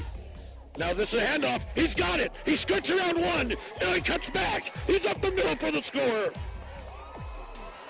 There's been a number of exciting runs tonight, but that's at the top of the category. Nice move all the way.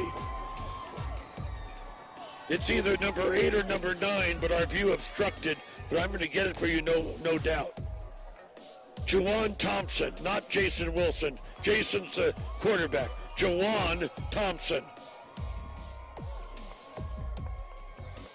He turned on a dime. Tremendous.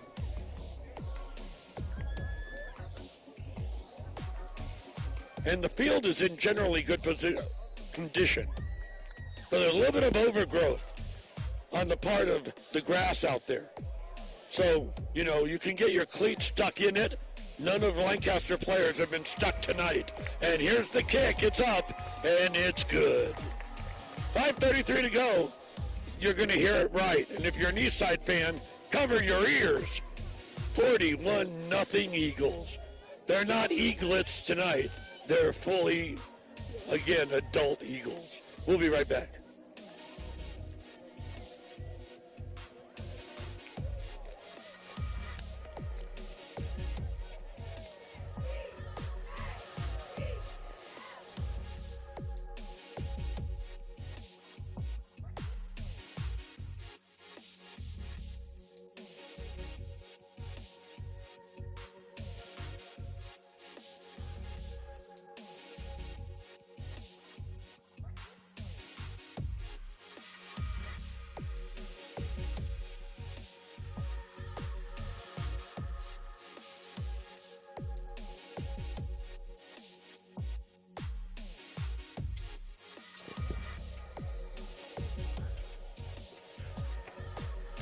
Two to nothing Lancaster.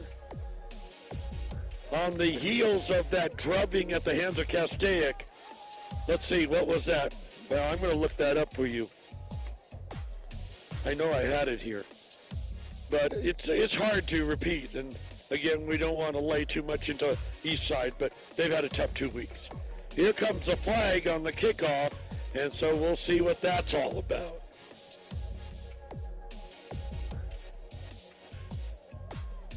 Okay, 54-12 loss to Castaic. Down 41-0 here. That's painful. 95-12 disparity. Whew. But we still love you, Eastside, and boy, we think they're in good hands with their new coach, Dan Anuche.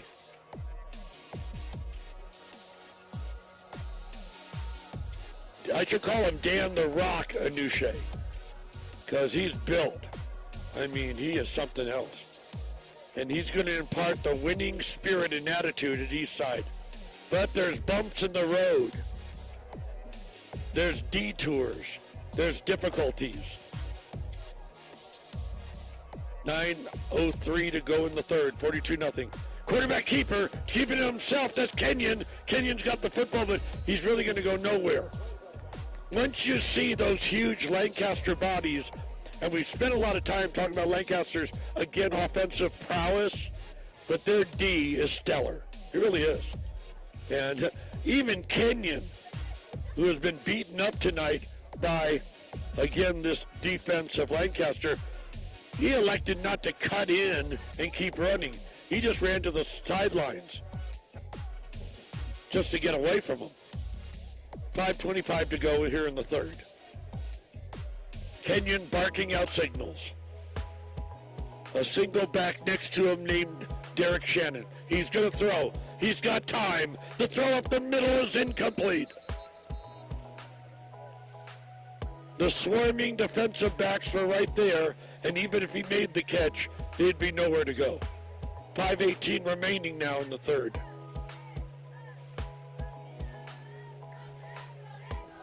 Kudos go out to the great, again, cheerleading team here at Lancaster High. What a great show they put on at the half. And they're doing their thing right now. Flag on the field. I think that's my number one utterance tonight. Flag on the field. So they're going to walk it back, and of course, this time, sadly, it's against Eastside Lions, who have to live with every time they get going, their offensive engine kick-started, then they have the ignominious situation of going backwards. Or in military parlance, trying to reclaim turf they had already won. So here they go again. That's difficult. Hard on these young men. It's going to be right now 3rd and 15. Oh, a Hail Mary! And it's going to be incomplete. The intended receiver was number 23, Jonathan Pitts. We haven't heard from him tonight, but he was well covered, but that was a little bit beyond the strength level of Kenyon Scott. He threw it up there. It was a wobbler. So they'll come back, try it once again, and now it's 3rd down, and it looks like 3rd and roughly 17.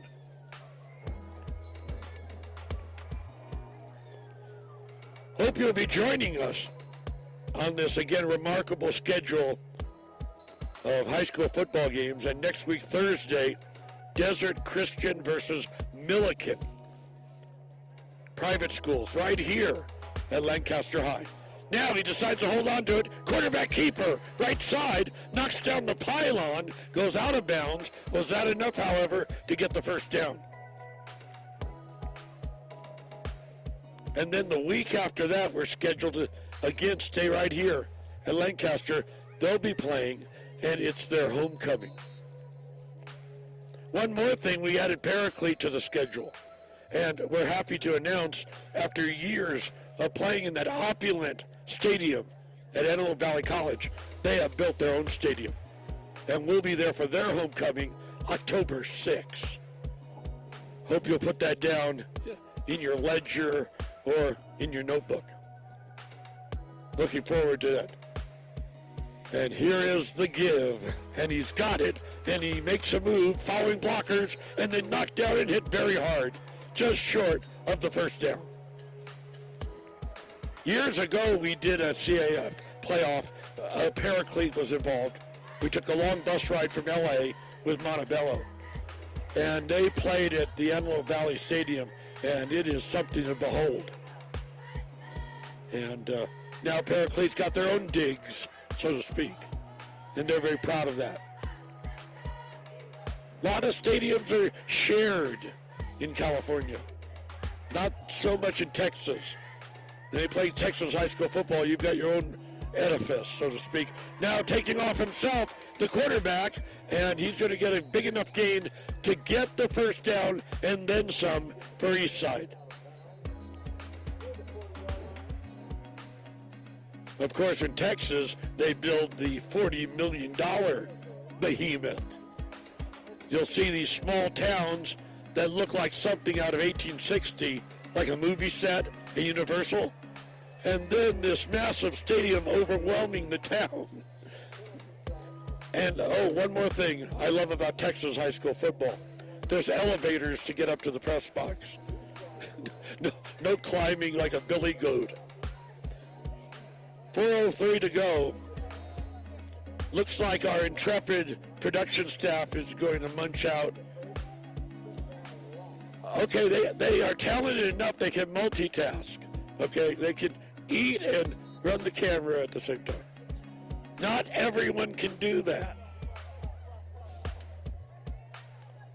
All right, back to live action. Again, 42-0, 4:05 to go. And here is the handoff, the give, and look at those flags. You're going to tell me that constantly all night long both teams have been that sloppy? They will wear you down. Again, the plethora of flags. So we'll come back and we'll see what that's all about again. In a game that's almost becoming, sorry to say, academic, 42-0 Lancaster.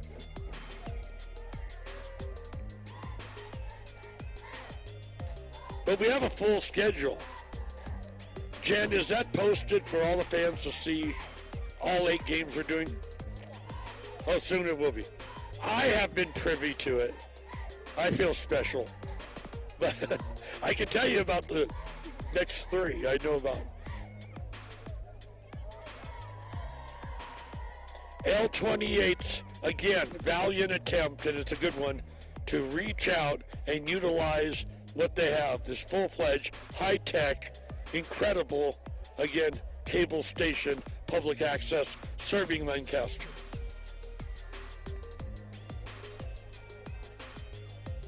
Okay, there's your flag disposition. And they're going to walk it. This time it's against Lancaster. Turnabout fair play. All right. Looks like they're almost at midfield. Now at their own 48-yard line, the Eastside Lions. Clock ticking away. We're inside 4 minutes to go here in this, the third quarter. Kenyon Scott. He's had to go through a lot tonight, but he is a valiant warrior. He's got it right now. Will he keep it? Will he run? No, he throws it away, and I'm telling you, it could be in the category of intentionally grounding. You've got to be within 10 yards of where you throw it, and he just released it somewhere in the first row of the fans over there on the east side of Lancaster High School Stadium.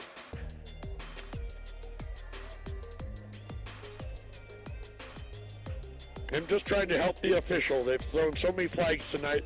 I saw a grounding play, and they don't care how I feel about it. So. Say Livy. 3:39 on the third quarter clock. Kenyon barking out the signals right now. He'd love to get a score. No one wants to go home and shut out. He does get it off on the flat. The catch is made, they swarm him, and it's actually a loss after the catch was made by Lee Dinkins. Or check that. Lee is Lancaster. I don't want to lose my grip. Judah Allen. Haven't heard from Judah tonight. He did get the grab, but a loss of 2. And even 3 minutes to go.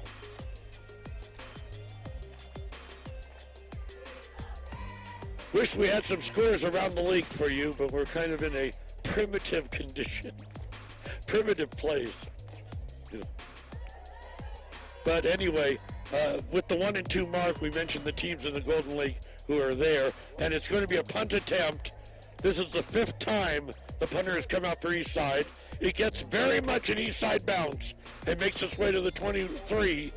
Eastside touches it, and that's where Lancaster will begin 1st and 10. Again, at the 1 and 2 mark, so far in overall play, of course we're starting league play tonight. LHS, Quartz Hill, Little Rock, Knight, and Eastside. And then again, outside the candy shop with their noses pressed up against the window, not able to partake in all the glorious goodies. Antelope Valley, Highland, and Palmdale, 0-3.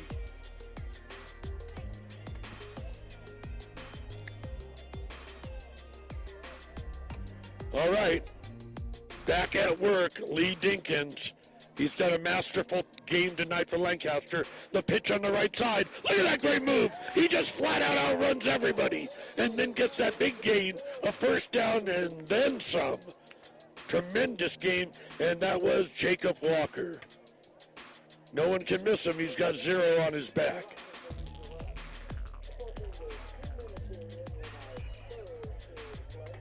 It's just the Lancaster runners. They are so aggressive, and they don't sit there and ask for favors or do you mind if I run through this gaping hole? They just go. They're amazing. The peripatetic ones, again, the rushers of this Lancaster team. Here he is again, the same man. He bumps off one, bumps off a second one, and makes his way deep into Eastside territory. He gets 2 big games. Jacob Walker, the 5'9", 155-pounder, and he's only a sophomore. He's going to be around a couple more years. Lancaster, they're up 42, and you would think it's a 0-0 ball game the way they're playing. They want to score. They make Coffee nervous. But you can see what's going on out there. A team that won the CIF championship, a team that wants to return to the Golden Land. Not what, again, the old Lancaster team was, one that barely won any games for several years. It's a new era with Lancaster High School football. And we want to thank, again, their head coach, who's really exemplified that, Brandon Rivers. A penalty on the field. 1 minute to go in the third. 42-point lead. The clock will run. There'll be much more rapidity going on again in the fourth quarter. Handoff, big opening. Grand Canyon-like opening. And then collared and brought down hard that time, or he would have scampered in for the score. This time it was number 8, Jawan Thompson. They're like thoroughbreds out there. They love to run. Clock running, 27, 26, 25 seconds. Look off, and they would like to get another score, right? Okay, off tackle. Did he get in? Awfully close. A nice big game that time. Jawan Thompson. One thing Lancaster likes to do, if you have a big gain, they give it back to the same ball carrier. Almost like a reward, early Christmas gift. Jawan gets it again, but he's met. That veritable wall to stop him right there. And the big guy, number 52, waiting for him from each side, Julio Serrano. And I do mean big, 6'2", 280. Julio is only a junior. He's 280 pounds, and he's 16 years old. Clock runs out. We're headed to the fourth, everybody. With a 42-point lead, the clock will keep running. And we'll look forward to that. And you staying with us here on L28, Friday Night Lights, and football night here in Lancaster.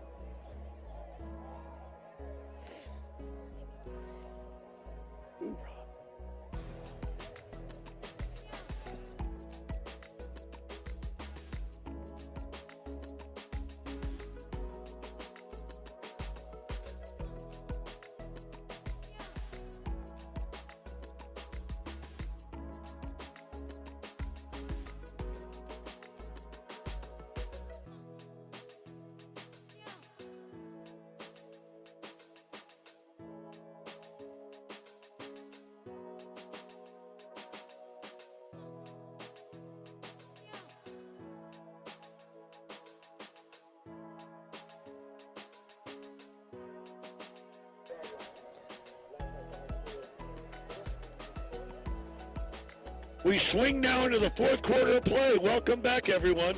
Lancaster, California, Lancaster High versus Eastside High. This is the first game of the Golden League season.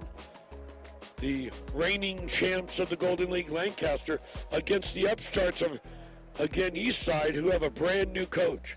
They were hoping to come in tonight and make a mark, but instead they find themselves down right now by 42. And Lancaster looking for more on the 5-yard line. A quarterback keeper. He's going to go in for the score. And I'm talking about, again, one Lee Dinkins, and that's going to take it all the way up to 48. There's always the conversation running up the score. Of course, they do the best they can out there and deal with the cards they are dealt with. But they do have 48 now, and you can expect, again, by the CIF edict, CIF rules, that the clock will not be stopped. It's going to run and run and run. So they already decided they did enough two-point conversions. Why not give the kicker some work? And there he is out there right now. Going to get another shot at it. Whistles. You know, we talked about the long ride home. Had to be for Lancaster losing at, what was that, Barstow 28-0. Then they returned the favor, but to Burroughs, who had a long ride home after being beaten 41-0, back to Ridgecrest. As here's the snap, the kick is up, splits the uprights, and makes it 49-0. Well, anyway, my point is, very simply, that even though Eastside is, 8-9 miles away, it will still be a long, lonely, laborious ride tonight for these young men getting home. And, of course, a lot of sleepless nights because you have to learn to let it go and move on to the next game. But it's hard because, again, you have those hopes. Hopes spring eternal, the new season, the new league season. And you find them, again,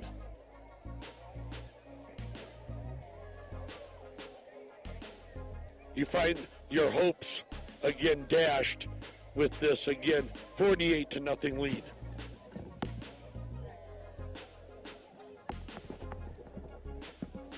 By the way, you missed that extra point attempt. Just drink water up here. No adult beverages. But I didn't see that. From this angle, it looked like it was perfect. Well, anyway, 48-0. I'm sure that no one's really worried about that extra 1 point. Number 30 is the kicker for Lancaster.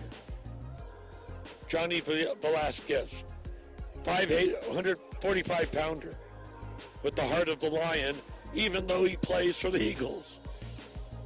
And right now, with the kickoff and the ball teed up at his own 40-yard line.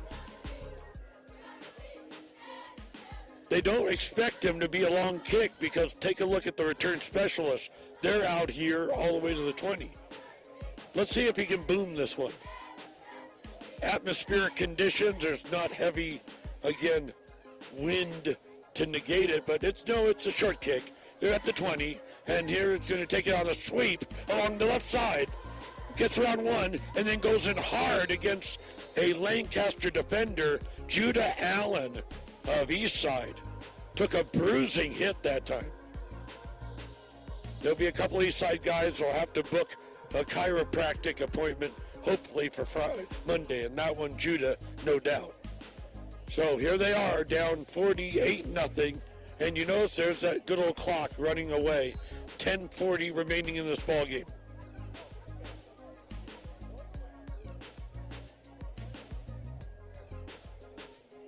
Eastside had a couple of opportunities to score, real opportunities.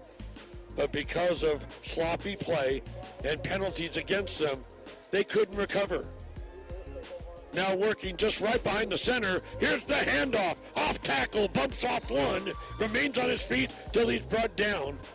And again, that's Quintrell Allen.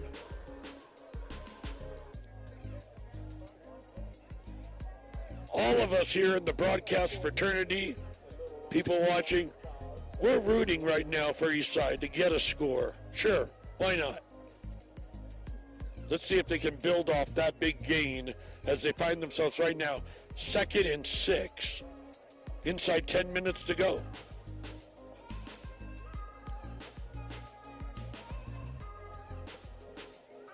An I formation set up behind right now quarterback Kenyon Scott.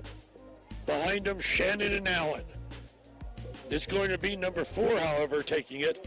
And now he's going to get a nice big gain and enough for the first down. That's the first time in a long time Eastside was able to put together consecutive nice, healthy gains. So they're going to move again the pylons, and it'll be a fresh one. A rare first down tonight for, again, the Lions. But they'll take it. Thank you very much. 8:58 to go.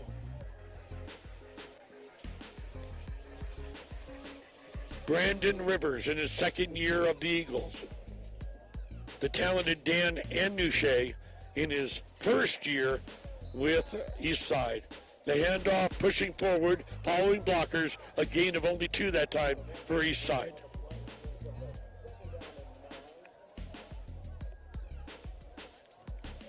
But Dan Anouche, even though he's new somewhat to the area and what's going on, he said in a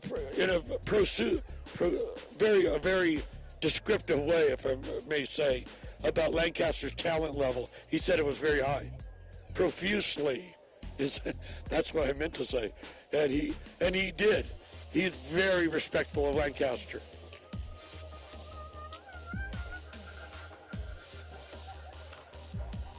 As he said, every league game is in effect a playoff game.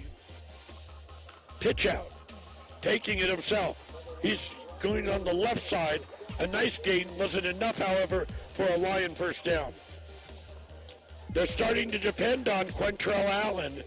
You know, sometimes you find out later in the game, you ask yourself the big question, why didn't we go to Quentrell earlier? You know how that is. Human nature.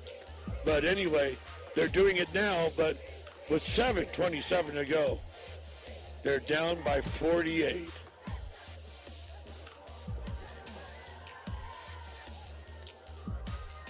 Both teams standing at 1 and 2. So Lancaster holds on to this victory after that's a gain of 1 or 2 that time. Lancaster's victory will even their books. They'll be at 2 and 2. And unfortunately for this Eastside team, they'll fall to 1 and 3.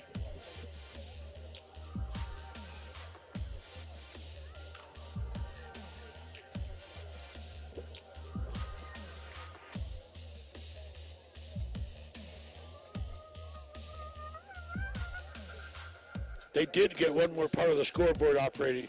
They've got the 4th quarter emblazoned up there. So 6:35 to go. 40 or more points. Clock continues to run. Good gain, though.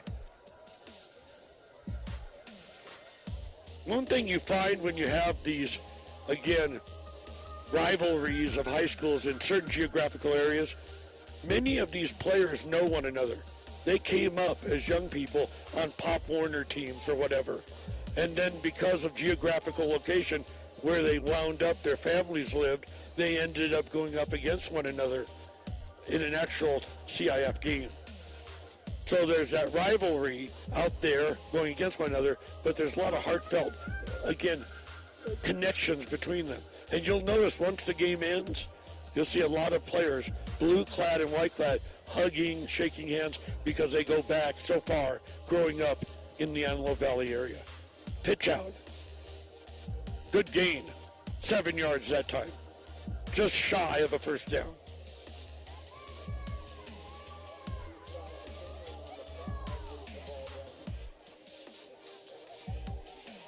Once upon a time, however, CIF was very strict.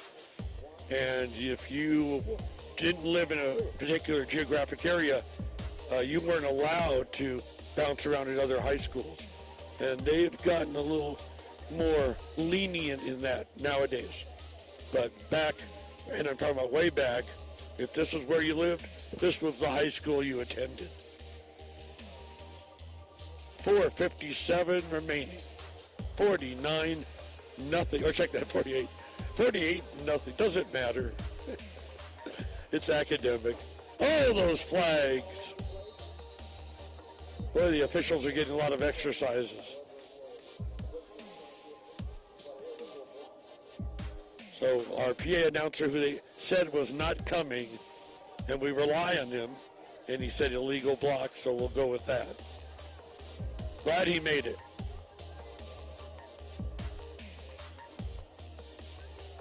Some backup players, some wholesale changes going on right now for Lancaster, giving some players an opportunity out there to get some minutes. The game is already firmly in hand. And with an even 4 minutes to go, you can see a number of the starters who now will sit down for the evening. They're all finished. And backups now predominant. But not for Eastside. They're going to keep their starters out there. It's a measure of their pride. They were going to go right to the last man. Well, hope you'll join us again as we keep it going. We'll be back here in the friendly confines of Lancaster High School. At least that's what I was told. Desert Christian plays its games here. So if I show up here Thursday and it's all dark and I'm talking,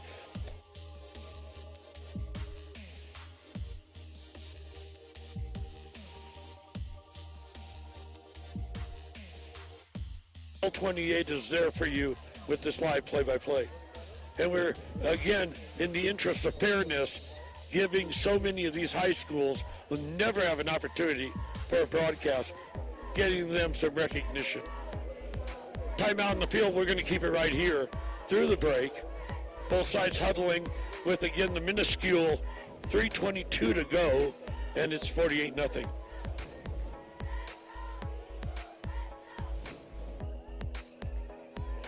But we feel our mission in high school sports, and again, as a CIF-approved broadcaster, is to exemplify these great young men out there. And why not? And great young women as we branch out in this coverage. And we think it's important to help make them feel like Rams or Raiders or Chargers for a day. Why not? Because one day they'll forget the score. But what life lessons and what, again, time to build up their character we can do on the broadcast end of things. As we're down to 3:45 to go. And they're really making a move here. They want to score. They're right now on the 12-yard line, and it would mean everything. And I know it's not a big crowd over there on the eastern side of Lancaster High School Stadium, but I think you're going to hear a collective roar if they showed they did not give up in the first quarter and they put, again, points on the scoreboard. Pitch out, has the football. He's going to go in for the score. Let's see if the officials make the designation. I don't see it. So he just stopped short of the goal line.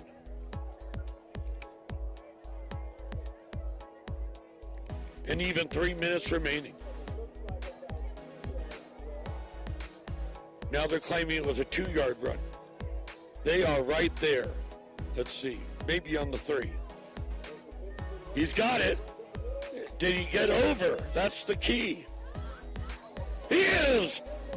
Eastside score! Touchdown Lions in a big way. It's going to make the bus ride back to the east side of Lancaster a little more palatable, a little more, again, tolerable.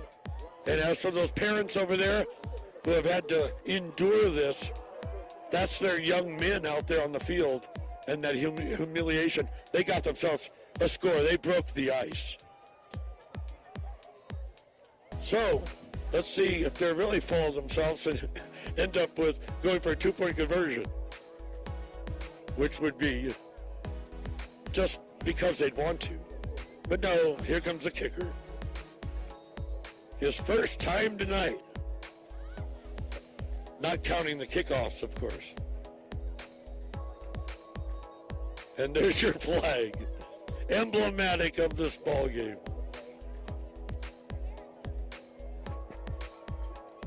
Too many players on the field. So it's going to be a little bit longer of a point after touchdown.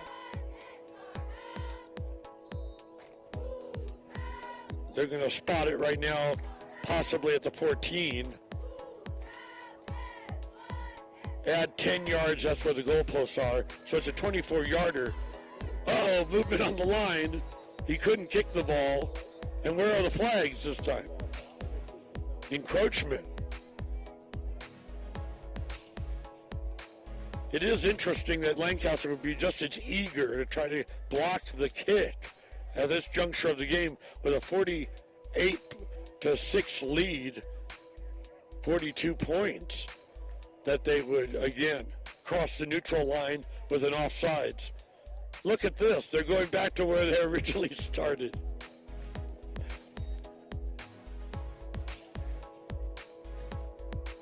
So one more time now, they're spotting at the 8. Plus 10, 18-yarder. That's good. 1:03 to go. Lancaster 48, Eastside 7. We'll be right back.